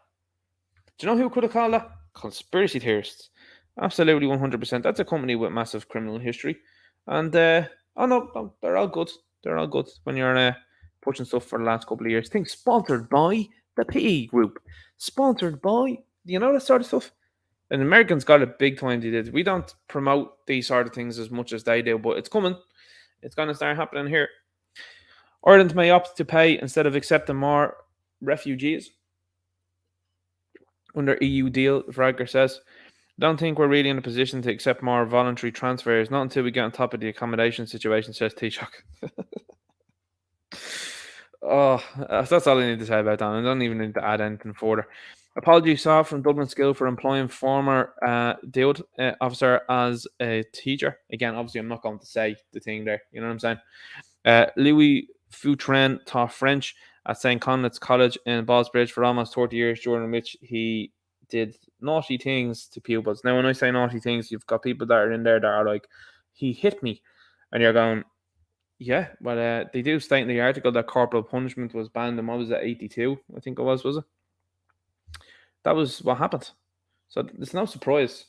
But then they're like, oh, this guy here, how did he get here? Like, if this is the case, okay, and we want to play the game, which we will, why was this fella permitted entry into this country? Why did that happen? How did that happen? Who let that happen? Did nobody check? Did nobody say to themselves, oh, that's a bit weird now where he's coming from? No? Okay. Right. Weird. Very strange to admit that. Revealed tens of thousands of people have been driving in Ireland for years without ever taking tests. Some motorists have been on the road for almost 40 years, despite never holding a full license. Oh my God. And there's plenty more now on the roads as well, too, because there's people that are out there that are driving around these roads that ain't from this country, that look like they're trying to teach themselves how to drive, and they ain't got nothing. Allegedly, speculatively. There's another interesting thing here. I set it up above there. The media melted down over a black car not getting a medal, but tried to move on from a black man attempted murder at Dublin Airport really quickly. So you've got these people here. So actually, will I jump into that one first? We'll see how it goes. But this thing went through social media like wildfire, and I suppose as well too, people say, well, Ninja, that's the problem with OH's autism has its strengths.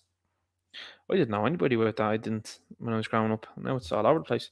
Anyway, we'll move on. Welcome to Ireland, where people get away with ism.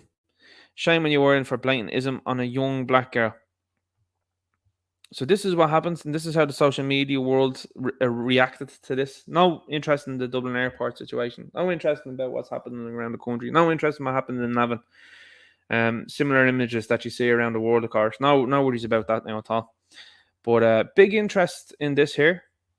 Then you have a look at this here. Family in gymnastics row say apology is useless by Stephanie Hegarty and James Gregory. So they blamed her for being black. It's absurd. Now that tracksuit is a Lonsdale tracksuit. That's a few quid, that tracksuit, by the way, just so you know. I had a look into that one there. Few bob there, that tracksuit there. Official opening of McArdle Green. Oh, these people have been on the media before. Oh, it's weird. And credit to the people that find this out. There's people that are finding this out the air really quick. Like I said, narratives are broken down within 24, 48 hours. Someone went through this real quick and they were like, these people were in the media before. What are the odds of that? Tayo Raji said there are a few words at the event on behalf of the residents with her husband Kehinde after the ceremony outside their house. Oh, so is there saying a few words as well to the community? He is Billy Big Balls here now. What's going on? What's the story here? A new 3.5 million estate providing social housing for 100 local people. Yeah, local people. Yeah, okay. Yeah, right. Okay. We're Lagos, was it? Local people Lagos, is it? Was officially opened by Mayor Paul Bell last Wednesday. Well, that's interesting. We'll get onto that now in a moment. Well, that is interesting.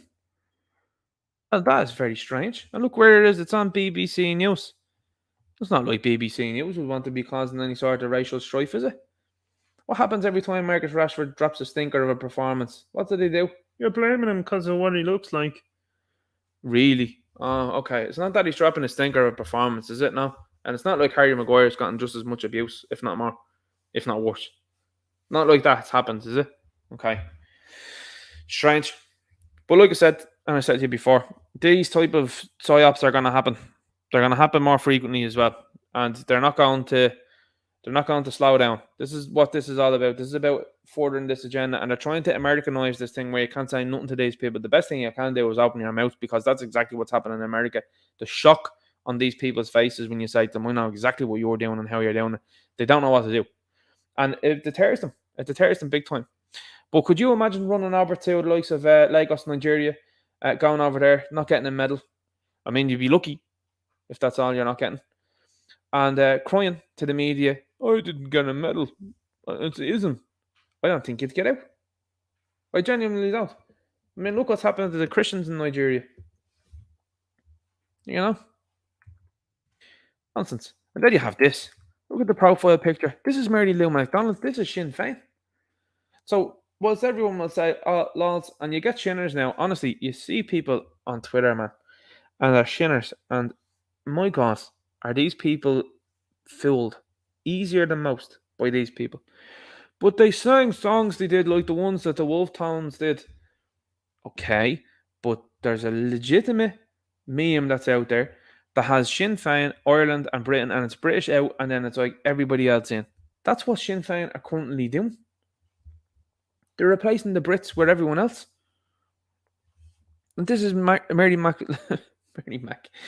Lou McDonald's Twitter profile. Does that not ring a bell? Michelle O'Neill was doing the same thing as well. Now, I don't know about you, but there's two ways of looking at this. The one way of looking at this is, first of all, you're selling the people out. That's what an awful lot of people think. And a lot of people think that this woman is a traitor. They think as well, too, the fact that her brother now thinks that he's a woman is very suspect. They think that her sister allegedly being involved, again, allegedly, with pharmaceuticals over the last few years is also very strange, allegedly, respectively, on that one. And now they're starting to look at this and they're going, hang on here now, Sinn Féin have turned from a party that were quite feared, and I mean feared in multiple different ways, I would say, by the political establishment, to now being a party that's basically the same as everyone else, that's headed by a woman that's a woke leftist. It's not good. It's not good times. And this is the sort of stuff that you have. Now, again, like I said, there's two ways of looking at this. People think, and I've met some shinners, and I know shinners as well too, that seem to think that this is a party that are incredibly intelligent, that are excellent chameleons, and are actors, essentially. That they're acting up the woke part here now until they get into government, then they're going to flip a switch and are going to become just as much as interested as you in nationalism as patriotism. No. Listen, I've talked to the same shinners as well too when they're talking about people being far right. That's what they keep calling him. They're saying to that person over there, your man's weird there. He's far right. You're looking at them and you're like, okay, so you believe in Ireland should have borders, yeah? You think that too many of these people are coming to the country, yeah? Right, okay. But Phil Dwyer thinks that too. Yeah, but he goes about it in a way that I don't like. What do you mean? Well, he criticises Mary Lou. Why wouldn't he? When you were saying things like this? Come off it. It's not a football team. You need to get off and need to understand what's happening. A lot of people are like that. They're like, I don't want to say it. So, like, the football analogy is something I say about all the time. You have people that are out there that think that politics is a football team. They think, I have to support this club, I have to support this party until it's no more. No, you don't need to do that. That's the beauty of politics. You need to move around and go, no, I'm not having that there. No chance. But honestly, this, listen, this just gives you a totally different understanding of how to communicate with politicians when you meet them. This is awesome. This is pumped sort of stuff here. This is excellent. Sancton Scholars is in here as well. Great to see you in here. I'm just flicking through the chat as things go. Trudeau met people, and it didn't go his way here with this chap here. And this is, in my opinion, I think we're very respectful with politicians here in Ireland. In fact, too respectful. If a politician here in this country that has voted against my rights, my civil liberties, and my future attempts to shake my hand, I will not offer my hand. I will not shake their hand. Absolutely not. And people will say, oh, that, so what? When you see the reaction of this fellow when the hand isn't given, and when the guy starts telling them the truth to his face, wait, you see the shock and the horror. And that is what's going to happen with these politicians here in this country. Look at the way Desi Ellis is behaving as well too, Sinn Féiner. People are saying nasty things to me in the street. Were you not banged up in England for very negative reasons? Was that not you? And you were crying to the media about people saying mean things to you? I don't know about you, lads, but that's a 70-year-old man that's pretty soft and whose constituency is, I think, in my opinion, from what I've heard as well too, have wholeheartedly turned against him. I mean, he's walking down the street and people are telling him what they think of him. That's the way it should be. The video that I seen in Ireland was awesome. Again, like I said, I'd probably hide that one. I'd probably hold that one until I do the video, because the video is excellent and it should do it justice. I want to give it justice because the crying that he does after, awesome. But look at this here. This is Canada's Egypt in chief.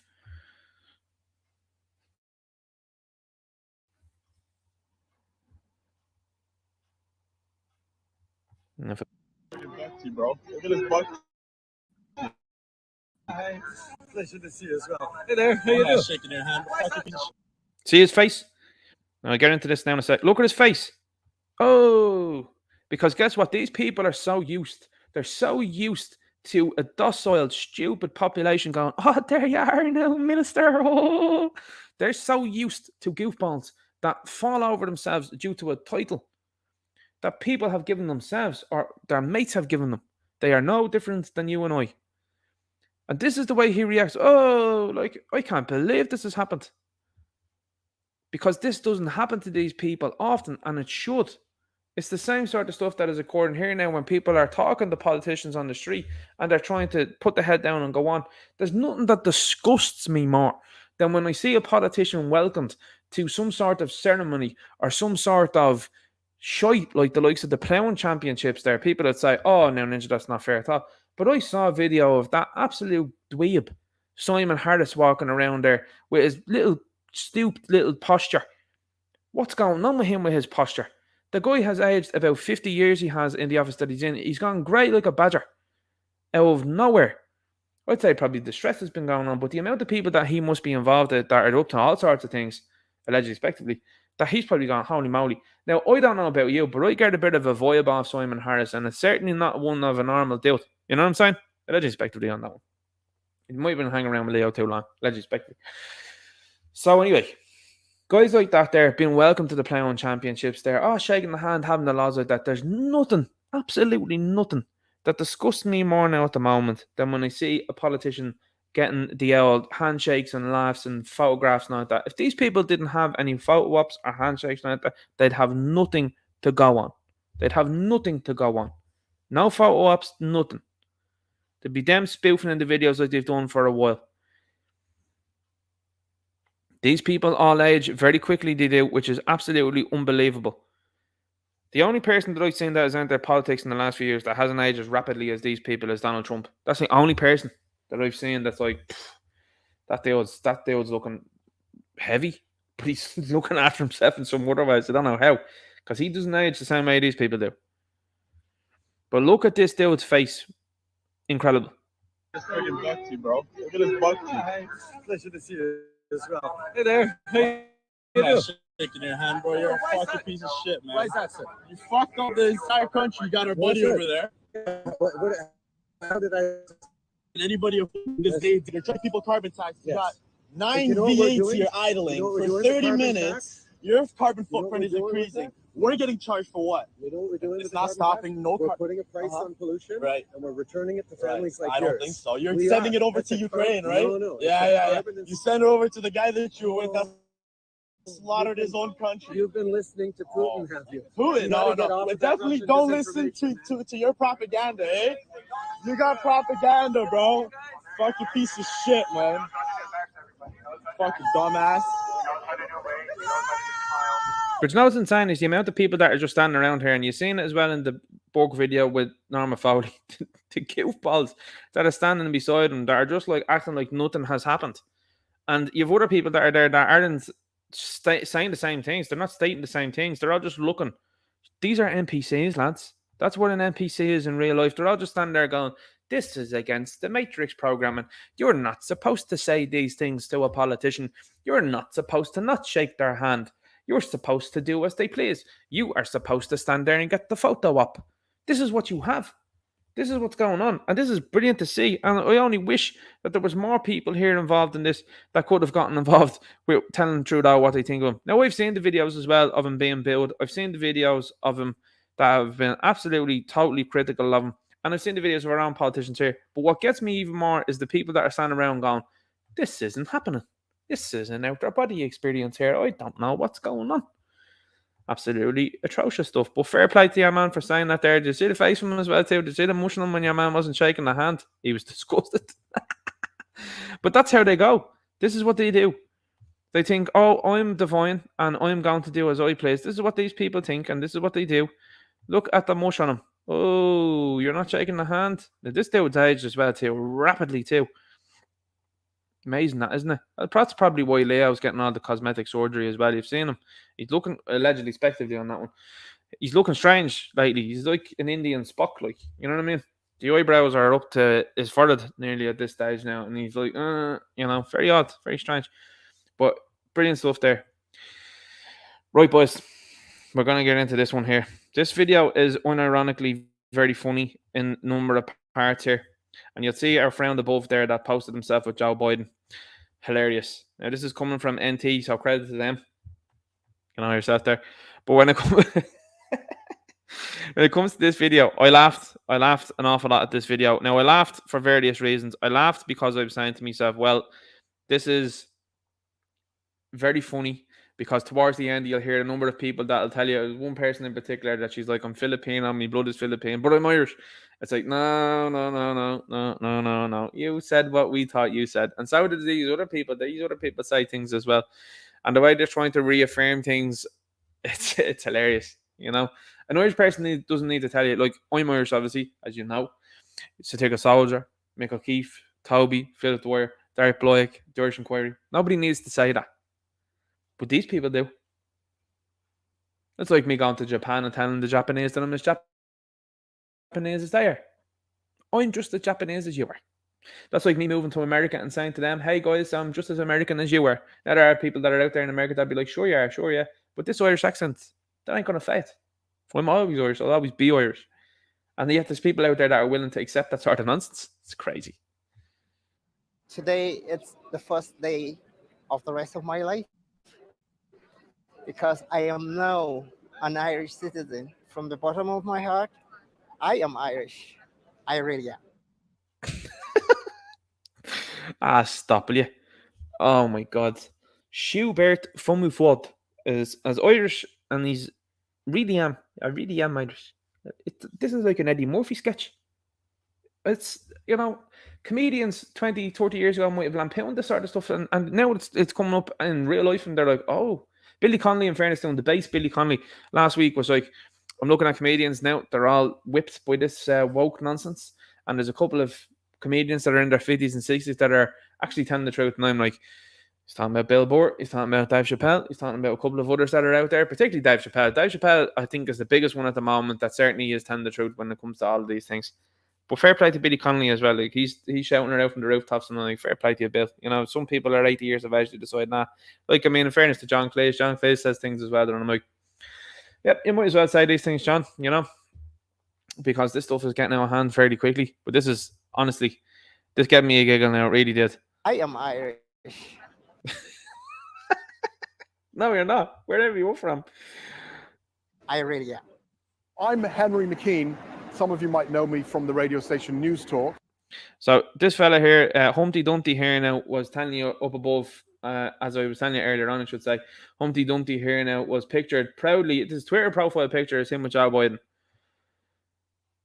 Just think about that for a second. Joe Biden, a fella that's on video, and there's multiple images of him, you know, taking in the follicles of the youth of someone else. This guy's proudly got that on his profile picture. That's odd. So anyway, he spouts out him about a few bits and pieces here.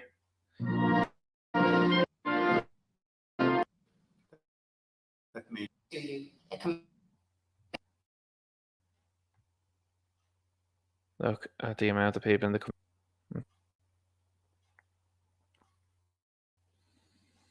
the new engineers that it's the new engineers solicitors, doctors, they're all happening here. Thought cultural appropriation. People place think where cultural you're appropriation accepted. if there ever was one. Yeah. A place where you are valued, and a place. Hang on there. Someone has the flag.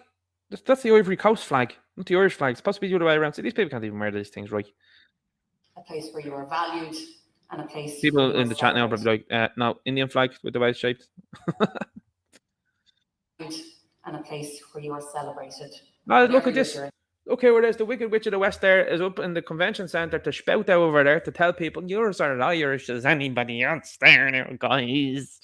Nobody likes me, but look, the people I've made have actually voted me in. This is the type of people that you have. This individual that's overseeing one of the most lawless times in Irish history, particularly when you look at what's going on in the streets of Dublin. There's people that I know, and this is a fact, people that I know that won't go into town anymore because they're like, it's too dangerous, it's dirty, it's disgusting. You see the videos that occurred over the last few weeks there, people wrecking shops and all that.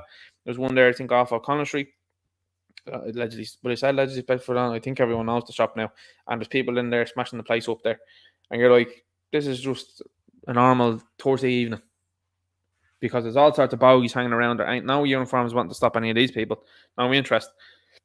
And I mean, you got to look at the uniforms point of view sometimes as well and say, well, are you going to prospectively take a few slaps or much worse of some of these people that couldn't give a rat's about you? Or are you going to go out and you're going to harangue people in their areas that don't want these people being moved into their areas?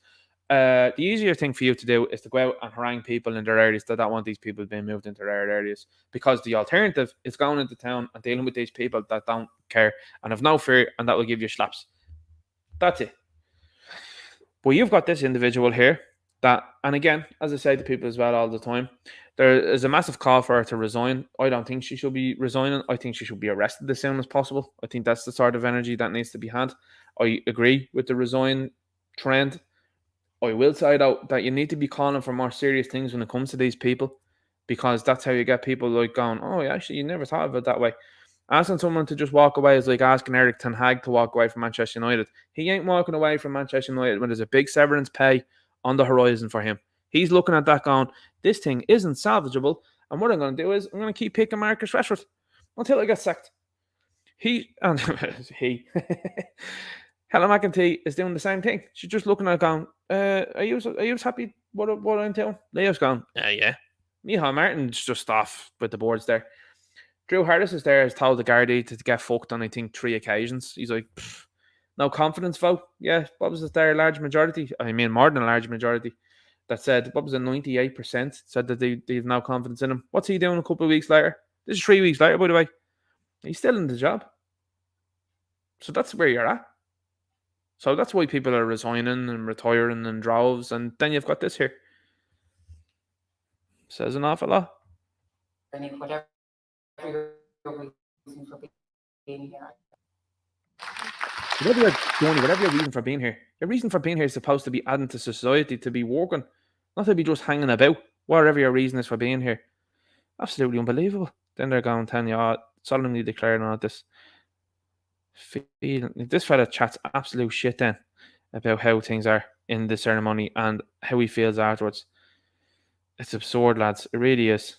And like me, they are now Irish citizens. My friend and I were just sitting with goosebumps, and we were like, "Oh, it's so beautiful." Now, I have to be honest with you, right? When she said, I looked at her and I went, "Yeah, I can tell by the voice there now where she's from." And it wasn't South Africa, was what I was thinking.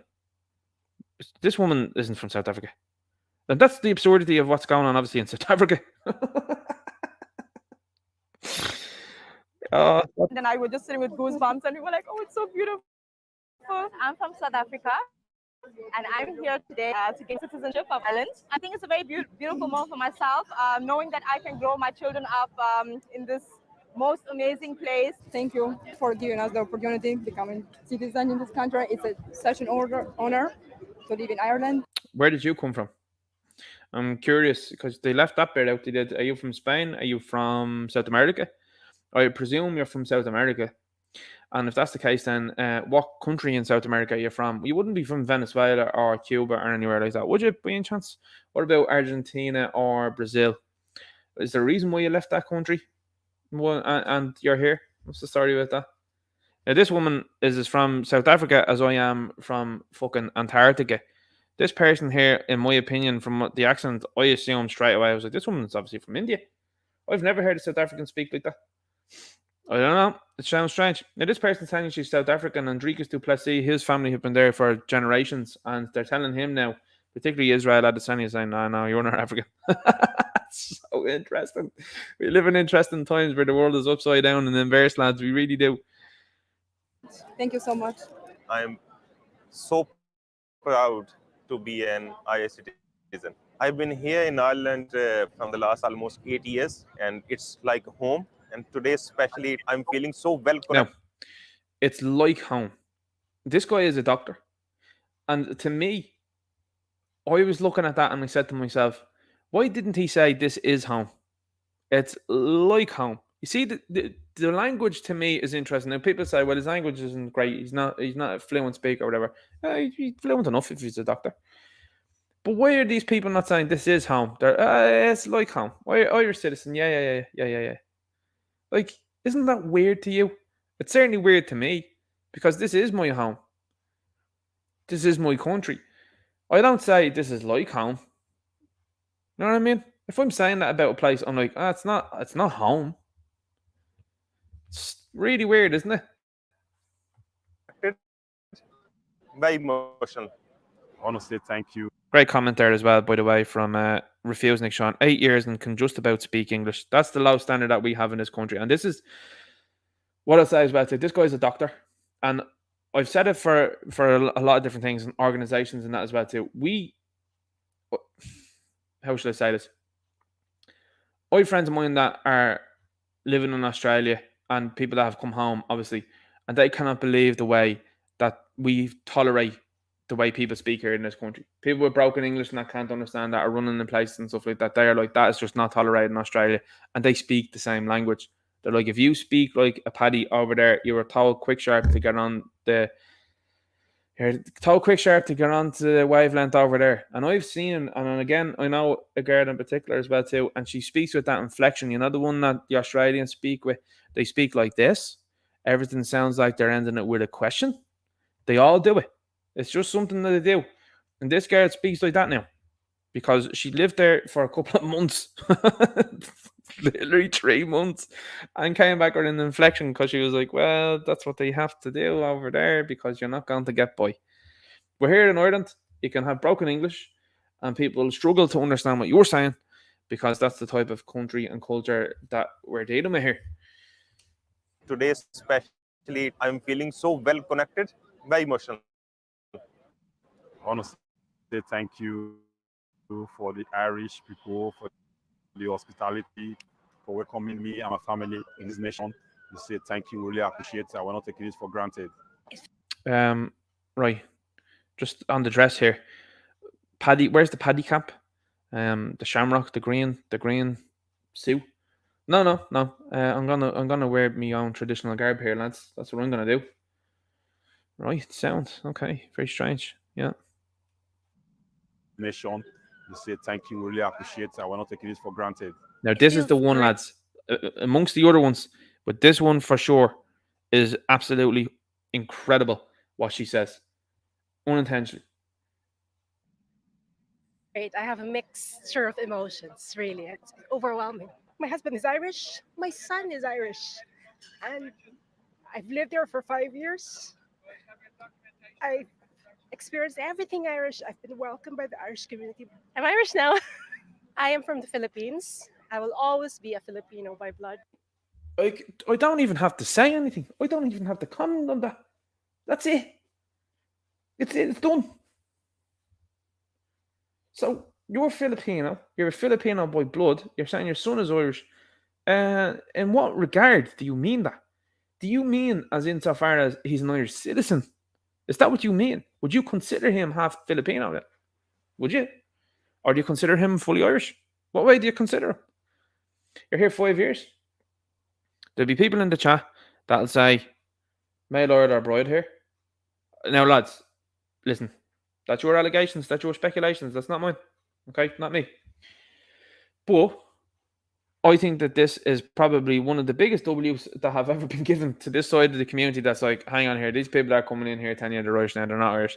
This woman literally says to News Talk, I'll always be Filipino by blood, and they didn't edit that out. And they've hard edited an awful lot here in this video. I'm sure there was things that were said that they were like, oh no, this is going to give people an awful lot of stuff to go with. And they left this bit in, and I'm like, gotchas. It's like that Dave Chappelle one where they go, gotcha, bitch. Unbelievable. So there you go. That's the biggest W that you could get from a video like that there. I'll always be Filipino by blood. You're Irish citizen. Okay, yeah, but no, I'm actually Filipino there, and that's always going to be the case. So no matter how long you're in the country, you're here 5 years, which is a fairly long time, I would say. And no, you'll always be Filipino. Really interesting way that is going for you. What's interesting to me again, and I said it before, and I'll highlight someone that's a very famous individual so that people can actually look that one up. Have a look at Mike Shinoda from Linkin Park, the band. Have a look at what he says about him being born and him being raised and the fact that he is of mixed race. See what he says about that. He talks about being confused and still being confused. He's like, oh, I don't really know. And I think that that's fascinating. I'm not saying everyone feels that way. But what I'm saying is you've got a lot of people that are out there now that don't know what's what. And you've got people then that are coming from cultures. And this is the thing as well, too, by the way, that I just want to explain also. You've got people that are coming from cultures, right, where Islamophobes is no bother to them. And they have no qualms with it. And because they're from a different country, they're going to get away with it. And they're going to say what they're going to say because they come from cultures that are going to say what they think. I mean, it's when you look at the likes of the black community in particular, like the black community, you want to see the way Africans talk about African Americans. Yikes. Big difference there. You want to see the way people talk about in the African community, the way they talk about people with light skin. It's a big yikes there too, boys. You know? And then you see these type of things that are going on, and they're like, this just wouldn't happen. It's absurd. Absolutely absurd. And you were being told that person is as Irish as you are. I'll stop. We'll flow through the last couple of these things we will, and then I'll jump out with it because obviously I like to say to people, I don't want to keep people too long or anything like that either. Let's have a look here now on this one. So coming forward. Feminism gave women the choice to work or not. Can you choose not to work then? And then you've got the face. That's where we're at right now, lads. Luke Corkery. So this guy was promoted on the... Look at Regina Doherty still hanging around. Look at the head of this fella. This fella looks like he's from the movie Labyrinth there, starring David Bowie and Jennifer Connelly. Did you ever see the lads that are running around there? The Goblin King, the guy and his servants. Look at this head. Anyway, and then you have old Jennifer over there. I mean, what is going on with the hair? Bizarre looking. Very strange. There's a lot of people, there's people in the chat that are like, 2 thumbs up there, Ninja. And I'm like, lads, you've no standards. Anyway, there's Regina. Look at the eyes. Look at the eyes. You just have to look at them and you go, that woman is absolutely not right. Respectively. How is she still hanging around? This is what Fine Gael is. A party of losers. This individual is a loser. This person is a person that dropped out of 3rd level college, thought there was 18 COVIDs before the 19th one. Probably get the stream knocked, then we would say. He said that. There's a fella that dropped out, what was it, a journalism degree, was it? Dropped out. And this found himself to be Minister for Health. It's absolutely unbelievable. And now he's Minister. Is he Minister for 3rd level education? It's nuts, isn't it? Isn't that nuts? But anyway, Luke Corkery was promoting himself there. And, you know, you get the energy you do, of course. And I quoted this and I said, we've enough soy boys in Irish politics without having any more. And the Battle Ninja Night got blocked. You know, that's the type of public representative or potential public representative that you're dealing with. They're like, criticism, no, not interested in that there. Hilarious. Absolutely hilarious. So Mick Barry, what did Mick Barry say? I have the other post here. I'll show you now in a second. Sometimes Gab loads these things. It does in the incorrect order. There we go. Mick Barry says this: 10 right-wing independent TDs vote against safe access zones at hospitals and GP clinics, but easily past second stage. Must be moved forward quickly now. Do you know what that is? That's to stop people from being outside places and saying to women in particular, you shouldn't do this. You shouldn't do that. That's what that is. Right-wing independent TDs. Absurd, isn't it? You just want to protect life. But nah. So Mick, of course, there as a public representative, decided to hide replies and hid mine because mine was starting to gather traction. 48 likes and 921 views. I don't know how many views and how many likes he had at the time, but I do remember it being quite low. But this started to do mad numbers. It did really quickly. And I said, this platform prevents after an hour. So my comment to him was an hour up, and I started to do these numbers, and then it was hidden. Cowardly, spineless. This platform prevents me from saying exactly what I think about you. And I said, God will judge you accordingly. Mr. Nobby said, who even is Mick Barry? Serious question. Safe access sounds. For clarity, if someone is praying silently, could they be arrested? That's hidden, just so you know. Says Mick this, and says the people who don't want to silence people, so Rocco continued on there. But this is what we're looking at here now, lads. Hyder replied, that disagrees with me, and it's not good, and I'm going to get shut at there. And then nobody else can comment then back towards it. So that's the type of the ilk of politician that you're dealing with here now. Come back here. Did I get anything else? Did I miss anything else? No, I'm good here. 2003. Don't believe everything you read on the internet. Lol. To 2023. You're not allowed to share an opinion on the internet that directly contradicts corporate news. That's where we're at. That's where we're at, boys. Councillor Dan Boyle. So another politician. So the memo has gotten through to all these politicians pretty quickly. Now, it's happened as well too, where there's a number of accounts, particularly leftist ones now, that are obviously given a list of people to preemptively block. So I found myself being blocked by Panty Bliss not too long ago, and I was like, I think I've had a couple of engagements, but would have been more snarky comments and certain things of like, something wrong with you, mate. You know, you should keep your nose out of this sort of business here, leave it alone. And recently I found myself that I was like, oh, that's funny, I haven't seen that goofy in a while. And then I was like, oh, blocked. I was like, oh, right, that's interesting. But I've noticed that there's a number of them that are out there that are preemptively blocking you. So there's obviously a list going around of people that are like, oh, block that person, so they can't see what you're doing or saying it, and I thought they can't quote and make a laugh of it. The sooner that Elon unlocks that block button, the better, I have to say. That'd be fairly interesting. But anyway, the only thing is that will give you a lot of goofies then that'll go towards you, and I'm like, you know, it is what it is. I like to make fun of them. I do. I like to make them cry. So Councillor Dan Boyle says, I'm going to be blocking intensively from now on, especially those accounts with random numbers who never want to engage but to be abusive. That just means, by the way, this, I'll just give you a politician talking on translate. That means people that disagree with what I have to say, I don't want to hear from them. The naked ism being allowed on here is appalling. What's racism though, Dan? Can you explain racism? Will you define racism for me? And anytime I do that, by the way, on Twitter, which is really interesting, people always accuse me of being satirical soldier. You're asking us to define words. You're clearly satirical soldier. I'm like, no, I'm not the same guy at all. I'm just asking you to define a word that you're throwing around flippantly, that you don't know the meaning of, but you're happy to attach that label to everybody that doesn't agree with you. You're a bigot. Do you know what that word means? Do you know what that means? Can you define that word? Because I think it means something completely different than what you think it means. I also think now I think the word racist means completely something that you think it means. And the one that they think that's the kryptonite they do for people that are white and that are Irish, and there are anywhere critical of what's going on, they like to call you a person from the 1930s and 1940s Germany, and that's not working anymore. It's not working for people. People are like, they're calling everyone that now. Like, it doesn't work anymore. That shock value and shock tactic isn't working. But I tell you what, when people are calling you a greedo, and when they're calling you a groomer, and they're calling you all these other things far left than that, people taking notice of that. People taking real notice of that. Because they're like, hang on, there's a difference there between people that you might not agree with and people that are like clearly on the side of like, this is nonsense, what's going on. And then people that are being called out their names like the 1930s, 1940s Germans. And then you've got people that are like, if you're 6 years of age and you think that your name is Jane, but you're actually John, then you can totally be Jane. You're out there. You're gone. There's also the telling tagline on these accounts, not following anyone you are following. Now, that's something I said a while ago, and I said it particularly with these lefty accounts. I'm just like, if that person isn't following anyone, I know. Now, I've seen a couple, and don't think I don't know who you are, by the way. I've seen a couple of people that follow me and that engage with me sometimes and that engage with the channel and that. And I'm seeing some of the people that they follow and that they interact with. And I know, I know 100% you're an undercover individual. I know that. But it's good for the laugh.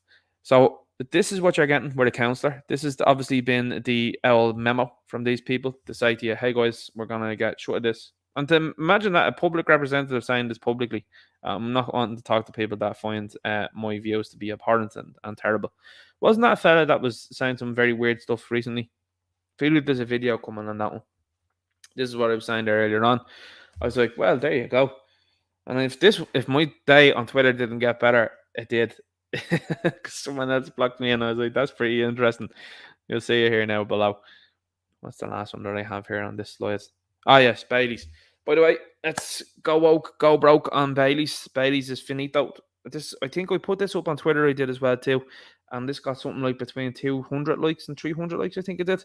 It did good numbers, and a lot of people tagged Bailey's directly, and they were like, "Not buying your stuff anymore." There was one chap that I recall, and he said he buys 12 bottles of Bailey's for people at Christmas time, and he's like, "I won't be shopping with you anymore. I'll be buying it from somewhere else. Be buying a different brand for my friends at Christmas." I was like, "This is awesome. This is how you affect these people." So if you're not wide to what's going on here, and your eyes might be a bit, if you're unsure as to what's going on here, you've got Doubtfires right here drinking Baileys. It's not good advertisements. So Baileys, go woke, go broke, lads. And they've got lads there in the pictures there as well too. But anyway, these are companies that are looking for that good ESG score, and that's what I said on Twitter. I said this Baileys company obviously looking for a good ESG score here.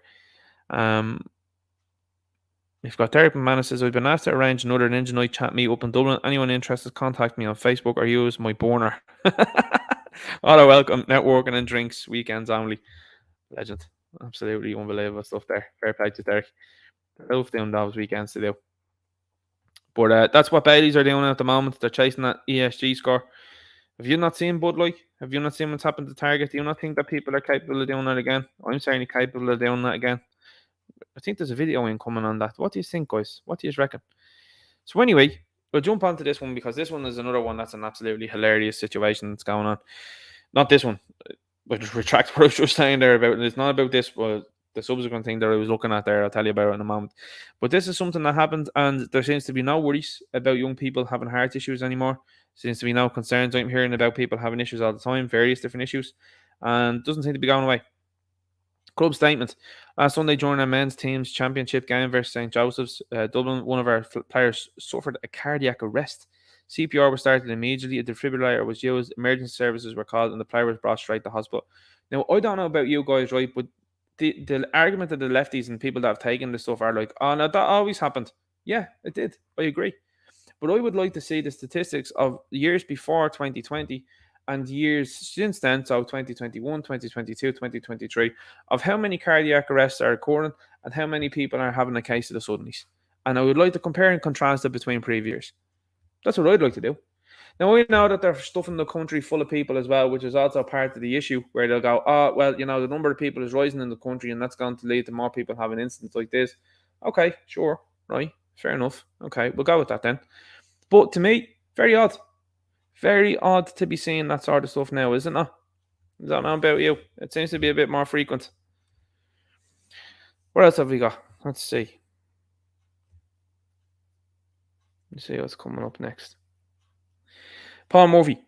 This is what we were saying to you about. Give me a laugh there. Trade union and cost of living activist Eddie Conlon hit by egg thrown by far right activists in Clondalkin. So this is, I'm not even going to comment too much there on that one. 363 likes there, 409 comments, most of them negative, 107,000 views. Now, I've showed you stuff there tonight there that I've had 14,000 views on, and it's gone in and around the same amount of likes, if not more, on those posts. Not interesting, isn't it? So what I said to Paul Murphy was, and this is like, I think one of about 10 interactions that I've had with him maybe, I said, video or it didn't happen. And then what happened was, am I going to get it here? I'm going to get it. I think so. There, but eventually. I was blocked. Isn't that what I'm going to do? Is I'm going to have a weird posture. I'm going to put my head as far up as possible, and I'm going to just show you here. Like, you got a George Lucas neck. What's going on? I don't know. Very strange. Anyway, but that's what I got blocked for. So I was like, achievement unlocked. Soyboy in Chief has blocked me on Twitter. Highly unusual, but very funny nonetheless. Very funny nonetheless. And that's only because I said, hey, no, thanks. No, just believe me, believe what I say there. I've no receipts there. I'll just block it instead. That's legitimately what just happened. So again, like I said, I've posted in a couple of things at times, been like, I think you're talking shit there. I think you're spoofing now about that thing. And then you get nothing from him. And then you say this there, video, it didn't happen. And it's like, nah, block, that's enough. So sitting TD is like, oh no, I can't respond to him with that. Proof? No, not in the wheelhouse there. 123.ie, because Irish athletes. Okay. Right, yeah. The laughing face and the angry face, fair play to whoever did that there. Right there. Irish athlete. See how it's been subliminally pushed on you? Barry Ward there. Of course, this is the funniest thing about these tweets that I saw as well, by the way. These individuals were going, we have people, democracy, these were... Okay, start again. These people in the media and in the politic world were crying, what was it, Wednesday 2 weeks ago, about democracy on its knees. Democracy was being taken away because a couple of people, when I say a couple of people, a good few people were outside Leinster House and they had placards and effigies and all this sort of stuff as well. And because those people were out there and they were unhappy, these people were treating it as if it was like America's January 6th. And that was an overblown situation too. This is the way they went on about it. And they cried about it for 2 days solid. Until when? Until the weekend. Why? Because they started off tweeting about the rugby. So democracy was falling apart here in this country for 3 days. And then once the rugby got going, and I'm honest with you now when I say this, I cannot stand rugby. I really cannot stand rugby. And see the bandwagon and support that's going on here. I'm like, you know, we're known for it as people, I suppose, Ireland. But rugby to me is a sport that's a posh boy sport that's pushed now upon people to be accepted as the go-to sport here in this country. It is one of the most, I would say, snooty sports that you'll ever encounter, and some of the most snooty people involved with it. And it's been pushed upon you en masse.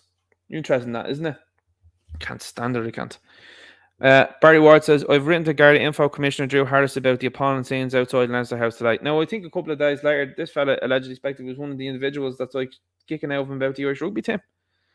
The credibility of Garda Síochána at stake if strong action is not taken to ensure this behaviour is not repeated and our democratic institutions are protected. You see what I'm saying? There. Oh my God, guys, this is totally the same as what happened in America. No, it's not. No, it's not.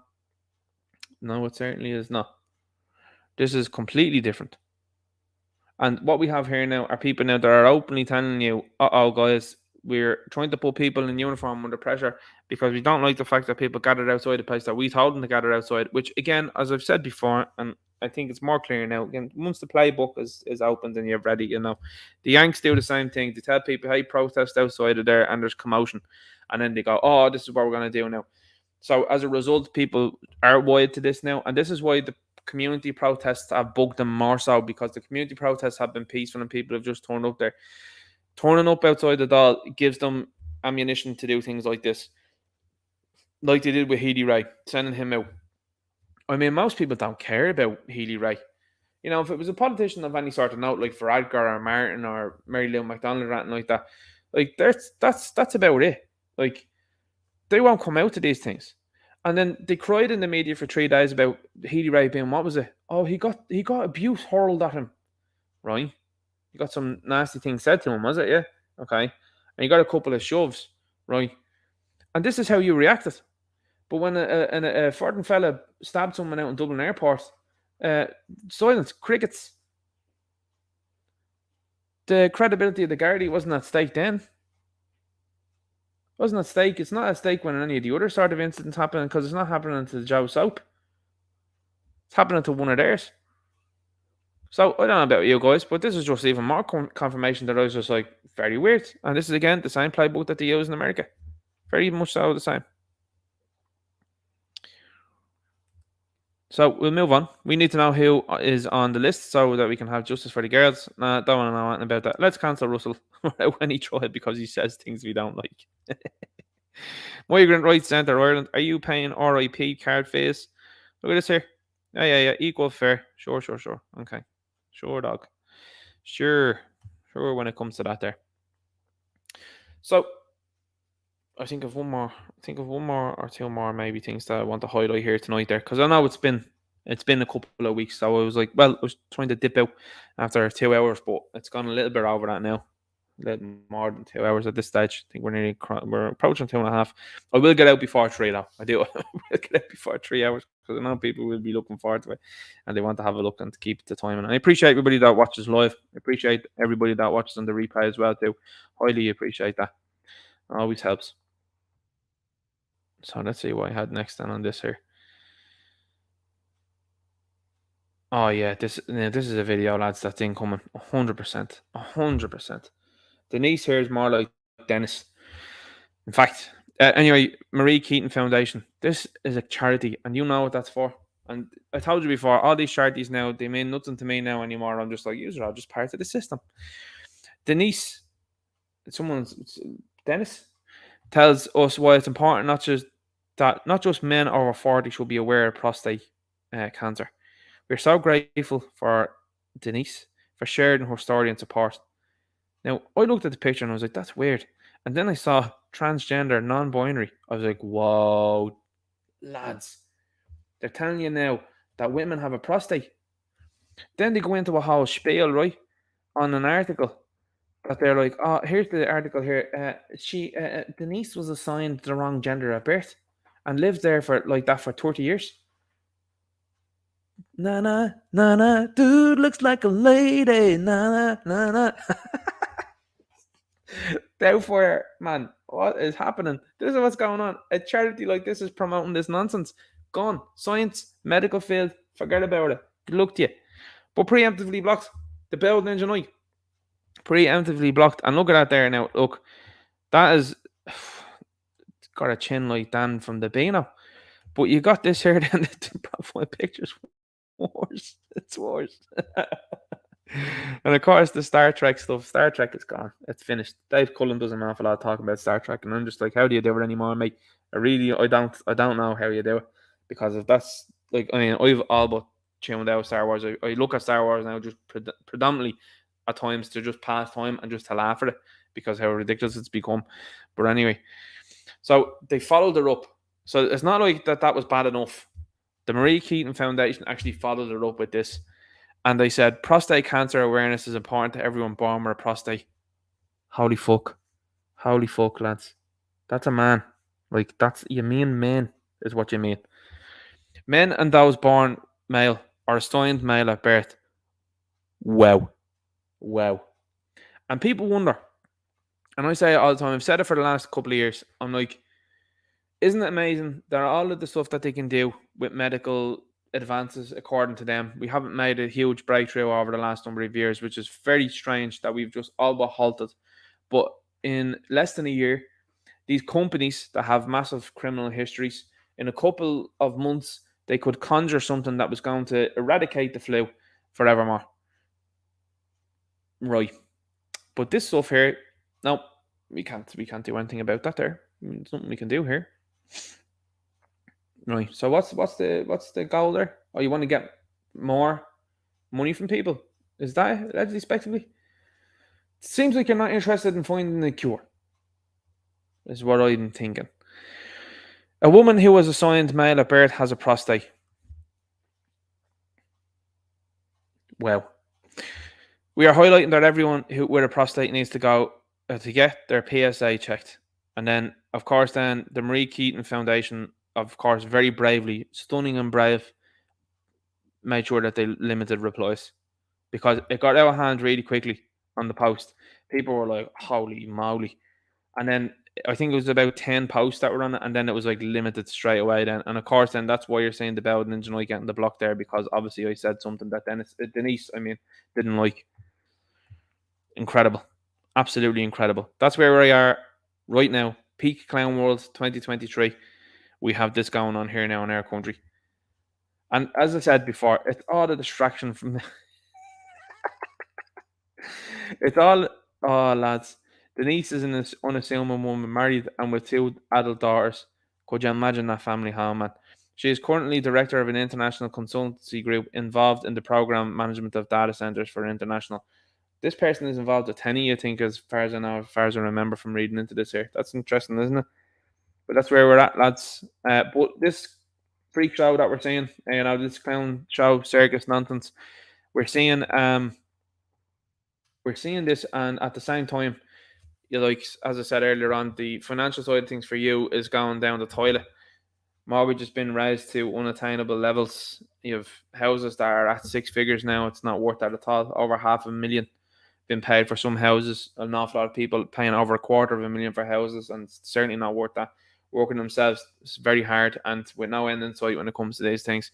In fairness to Dan's mixtape, through this up here, AHSC staff members earned more than €500,000 last year, with one earning over 970,000. For what? What are they doing? And why is that the case? Fair play, Dan's mixtape. We've got this here. It's James Woods, base James Woods. He doesn't get any work anymore. See, you know what I'm saying? Well, I mean, he gets work from independent films as possible. He's not getting any major blockbusters anymore. This is why. Saves him for the massive class action lawsuit that is surely coming. Got those there. Look at this. This plan stuff here is helping teenagers do this after 30-minute consult. Parents and doctors are sounding the alarm. This provider, this is why these are all involved. They're all involved in these things. Is wading into doubtfire care, doling out prescriptions for stuff like this, including to special needs kids. This is coming from October 4th, 2023. So there you go. This stuff is all happening as well too in the background worldwide. That's factual statements there, as far as I'm concerned, when it comes to these things. LMAO, the girlfriend of the guy that got shivved by a street scholar in NYC yesterday. Eat your own dog food, lefties. There you go. You've got Tommy Robinson up here. The left gone mental, they do. Oh my god, I can't believe you're posting something with Tommy Robinson. He's still stating facts, you know what I mean? Contractors refusing to work. A broken clock was right twice a day. Not that I would, again, condone everything that's going on there, but he's saying things that are very akin to what's going on here. And see, this is the problem with the left. The left are like, oh, we just try and divide everybody. And you have to find, you look at this and you go, there is some common ground there. Do I want the British Empire back in this country to run the show? Absolutely not. But is there any difference between now and then? No. Contractors refusing to work at Stradey Park Hotel, opting to sound to locals. Fair play to them. That's what all contractors, in my opinion, should be doing. Belfast gay bar and nightclub co-owned by Game of Thrones actor closes down. Nice. That's good news. Alcohol excise duty in Ireland is the second highest in Europe because people tolerate it. Met Ireland weather forecast, temperature plunge, snap the system arrives. I said, these people are pretending like it didn't piss rain for solid 2 months during the summer and the cloud seeding has been ramped up. Just look up in the sky, you see the lines been drawn in the sky, lads. Lawrence Fox enjoys a police visit for his comment on London's ULEZ camera system. Interesting video, that one. Fairness to him. RTE, NCT, and Ticketmaster are amongst least trusted companies in Ireland. It's brilliant. That's a great one. Echo Live, and I was like, good. Got this fella as well, too, that's promoting all sorts of weird stuff to kids. So there you go. Sinn Féin TD told he should have been, hang up the phone in prison by anti-immigration protesters. What a wild world and timeline we live in there, guys, where this guy was vehemently opposed to the British Empire, but it's just like calling people racists. He's on video calling people racist. They're like, hey, you're open borders, you're racist. 70-year-old wet wipe. Actually, I shouldn't say that. Wet wipes are useful. This fella's as useful as a chocolate teapot. A Sinn Féin TD was told he should have been, when he was in prison in England by anti-immigration protesters who he says frequently abused him in his constituency. Nice. Becoming an Irish citizen was significant and emotional. Today's FM's Alison Curtis says 10 years on. She's Canadian. Interesting, that one. That one there. RFK response to C-SPAN caller who calls him a conspiracy theorist. He's saying a lot of good stuff there. Single parent, you're almost expected to feel grateful if somebody would even consider touching you with a barge pole. There's a lot that I have to say about that one, but it probably won't fit in this stream. Tommy Robinson as well. Again, race, Texas offender website. Look what they're labeling them as. That's going to be the de facto way they do things to drown out statistics. That's what they'll do. TV license fee sales dropped 10 million in wake of controversy over RT secret payments to Tubi. It's not just that. They're trying to paint it out to be like that, but people just don't trust them anymore. That's just the long and short of it. Sad day for Galway area as iconic pub calling last orders for for good. EU nears deal to toughen migration rules. Increase alcohol duty to reflect drinks harm to Irish economy. Absolutely insane. That's from last week there. This is the attitude. Yeah, this is the cartels will adjust to attitude. Ireland. Absolutely unbelievable. Anyway, university set to offer Ireland's fourth influencer degree. We have officially entered Idiocracy. If you've never seen that movie, I would highly recommend it because that movie is talking about real times and what's going on now. Okay, guys, I'll jump into the chat. So thanks very much for listening to me this evening. I thoroughly enjoyed it. I'm going to jump into the chat and say hello to people, and I hopefully will catch up with you next week. So same time next week. Look after yourselves if we don't see you between now and then, if you don't see any videos or anything like that. I appreciate everybody that likes, that shares, that subscribes. Appreciate everybody as well too that watches the videos and does the same when they come out as well. You know, big thanks to people that do that. It keeps the channel afloat. Obviously, if I do happen to have a missing list for a week or two or anything like that, I am obviously trying to record as much as well too in the meantime and get things done. But it's a one-man show, and it's a tough one-man show, so I do appreciate everyone being here and listening to this Gonzo production for as long as you do. It's highly appreciated. I hope this has been informative, and again, this is something that I think we need to keep talking about. We need to keep pushing. You need to keep talking about these type of things with people in your real lives, because you'd be surprised at how many people will actually turn around to you and say, yeah, this is a big problem that we have here in this country, and it's only getting sorted out if people get involved. The biggest thing that these people fear in politics, by the way, is you being involved in politics. The biggest thing that these people in the media fear is you being involved in media and becoming the new media. These people are finished. They are absolutely finished now when it comes to these things. We have taken massive ground and massive strides ahead, and it's just going to keep going that way. I firmly believe that, because we are in the ascendancy when it comes to these things. And these people are actively telling you now that they are losing ground. They are losing support. They are losing money. And that's what will turn the tide, I think. And it is turning the tide right now. Our voice is louder than theirs. Our voice and our support is just growing and growing and growing. It's getting bigger every week. It's getting bigger every month. And this is a slow burn at times. I understand. And it will be a slow burn for some time. You see, you got to play these things as it is. And you can't rush these things. There's people out there that want to rush. You can't rush. You have to just take time when these things happen. Right, so I'll jump into the chat and see what's happening now. Going back to about 9:30, I think there was in there. CST says, Ninja Knight, thanks for the fairness to other channels. Yeah, there's nothing about this channel. It's been that way since the start. There's nothing about this channel that's, this isn't the one size fits all insofar as I'm just telling you not to follow anyone else. I wholeheartedly think people should follow other people too, because again, you're getting a varied information. You're getting some better information than me at times, because there's people that are on boots on the ground. Philip Dwyer's boots on the ground. He's there at these things. The Irish Inquiry, boots on the ground at these things. The Irish Git as well too is doing excellent stuff as well. And take us out all different viewpoints. Derek Bloig as well too, boots on the ground. Excellent. It's exactly what we need to see. People are calling about the trout pout earlier on that I was talking about there. About that earlier on about the lip injections. Lip injections are just a very bad idea. I don't understand why women do it. Women do that to impress other women, by the way. Down Potato says no respect for beta males. Yeah. Man says like, share, and subscribe, please, folks. Support the channel, spread the word. Thank you very much. Funny Monster thinks Mrs. Doubtfire is very funny.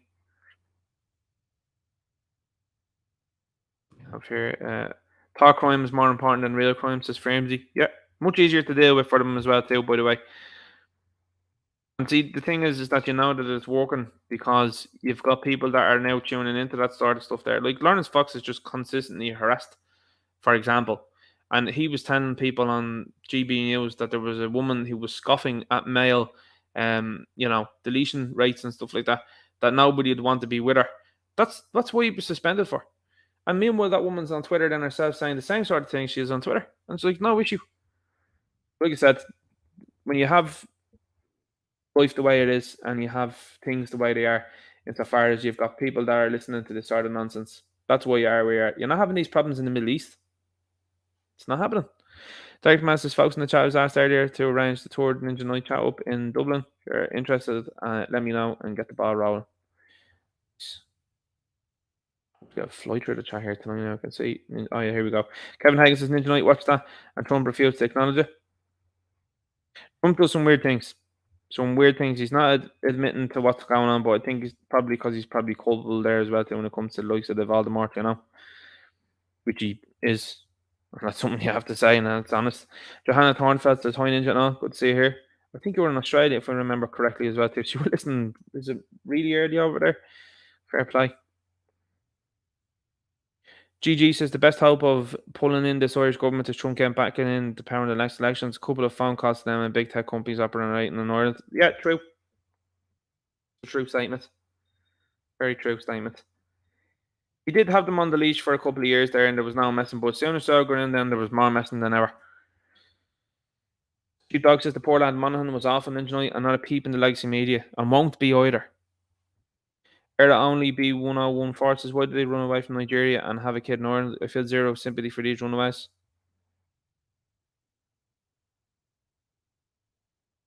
Let's see. Hardy Kenroy says they shouldn't be in Ireland, the poor foreigners. You've got, is it India or Pakistan? I think it was Pakistan that I read yesterday, and it was just like they're immediately getting deportations of people straight out of the country, and they're like, we're collecting and rounding people up and deporting them. I was like, based Pakistan. A lot of people not a fan of Mary Lou McDonald's. And again, Sinn Féin. You know, they've done it to themselves, though. Do they care, though? That's the thing. Some of them don't care until they understand now that it's not an awful lot of people going to vote for them in their area, and that's when it's starting to bother them. That's why your man Ellis is out there spouting out. He knows that the game is up. Some of the others are keeping stum now and saying nothing because they're like, oh, don't want to be associated. But he knows that the game is up. He knows the jig is up. He knows that there's people running in that constituency that'll take the seat off him. And everyone's seen the videos. That's why it's important when you're with these people, particularly in public. You're well able, within your right there to record these individuals. And that's what's causing a big issue for them. People seeing these things and seeing what these people are saying. Down potato, I won't come into town. It's unrecognisable. Sounds a kip now at the minute. Look, he says Rashford and diversity lost England the World Cup. Diversity is our strength. Deep Dogs, I think Ninja Night is due to say respectively and Leslie. I need a drink. Stop. I'm catching up with the chat there from earlier on there. I'm just let them move in about 40 minutes. Station Irish Red says Ninja Night, of course, it is seen as ist to ask any of these Irish citizens where they come from originally. But see, that's the thing. People do self-censor themselves that way instead of saying to these people, where are you actually, when someone says, where are you actually from? You know? People talking about the tribal garb on your man there earlier on. Something else, isn't it? With this little sunnies on him. What's he think like? Does he think he a continental blade? Marvel's blade, does he? PG says, well said, no one in Ireland voted for massive uncontrolled illegal immigration or voted for it. That's the biggest mistake the Irish government has made in history, and it'll show. I agree. And see, this is the thing. People misunderstand. There's a lot of people that are out there that have come to this country for a better life that are looking at what's going on. They're like, they don't want no part in this. They understand what's coming. Going bad, you want to hear what some of the people that I know to say, and they're not from this country. Street Dog says, Mick Barry, you're really trying to trigger me now, Ninja Night. Grace Power says, Ninja Night, great show, brother. Good night and God bless all of you beautiful Patriots. Have a great weekend and stay positive. This has already been written. God wins, we win. Erling Gabra. Awesome. Great to see you here, Ferg. Big wishes sent to you. You're some man. You're doing great stuff. Lisa Sheridan in the chat telling jokes there about people from Thailand. People not a fan of Dan Boyle there either.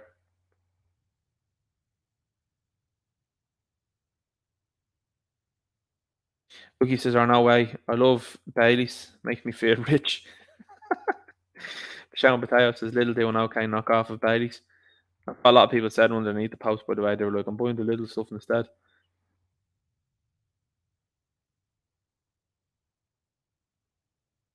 Yeah, having a look at some because I'm getting. It's funny you talk about stuff earlier on, like about 20 minutes ago, and you're like, remember talking about that there, and people are like, Rookie says, rugby union is posh, rugby league is working class.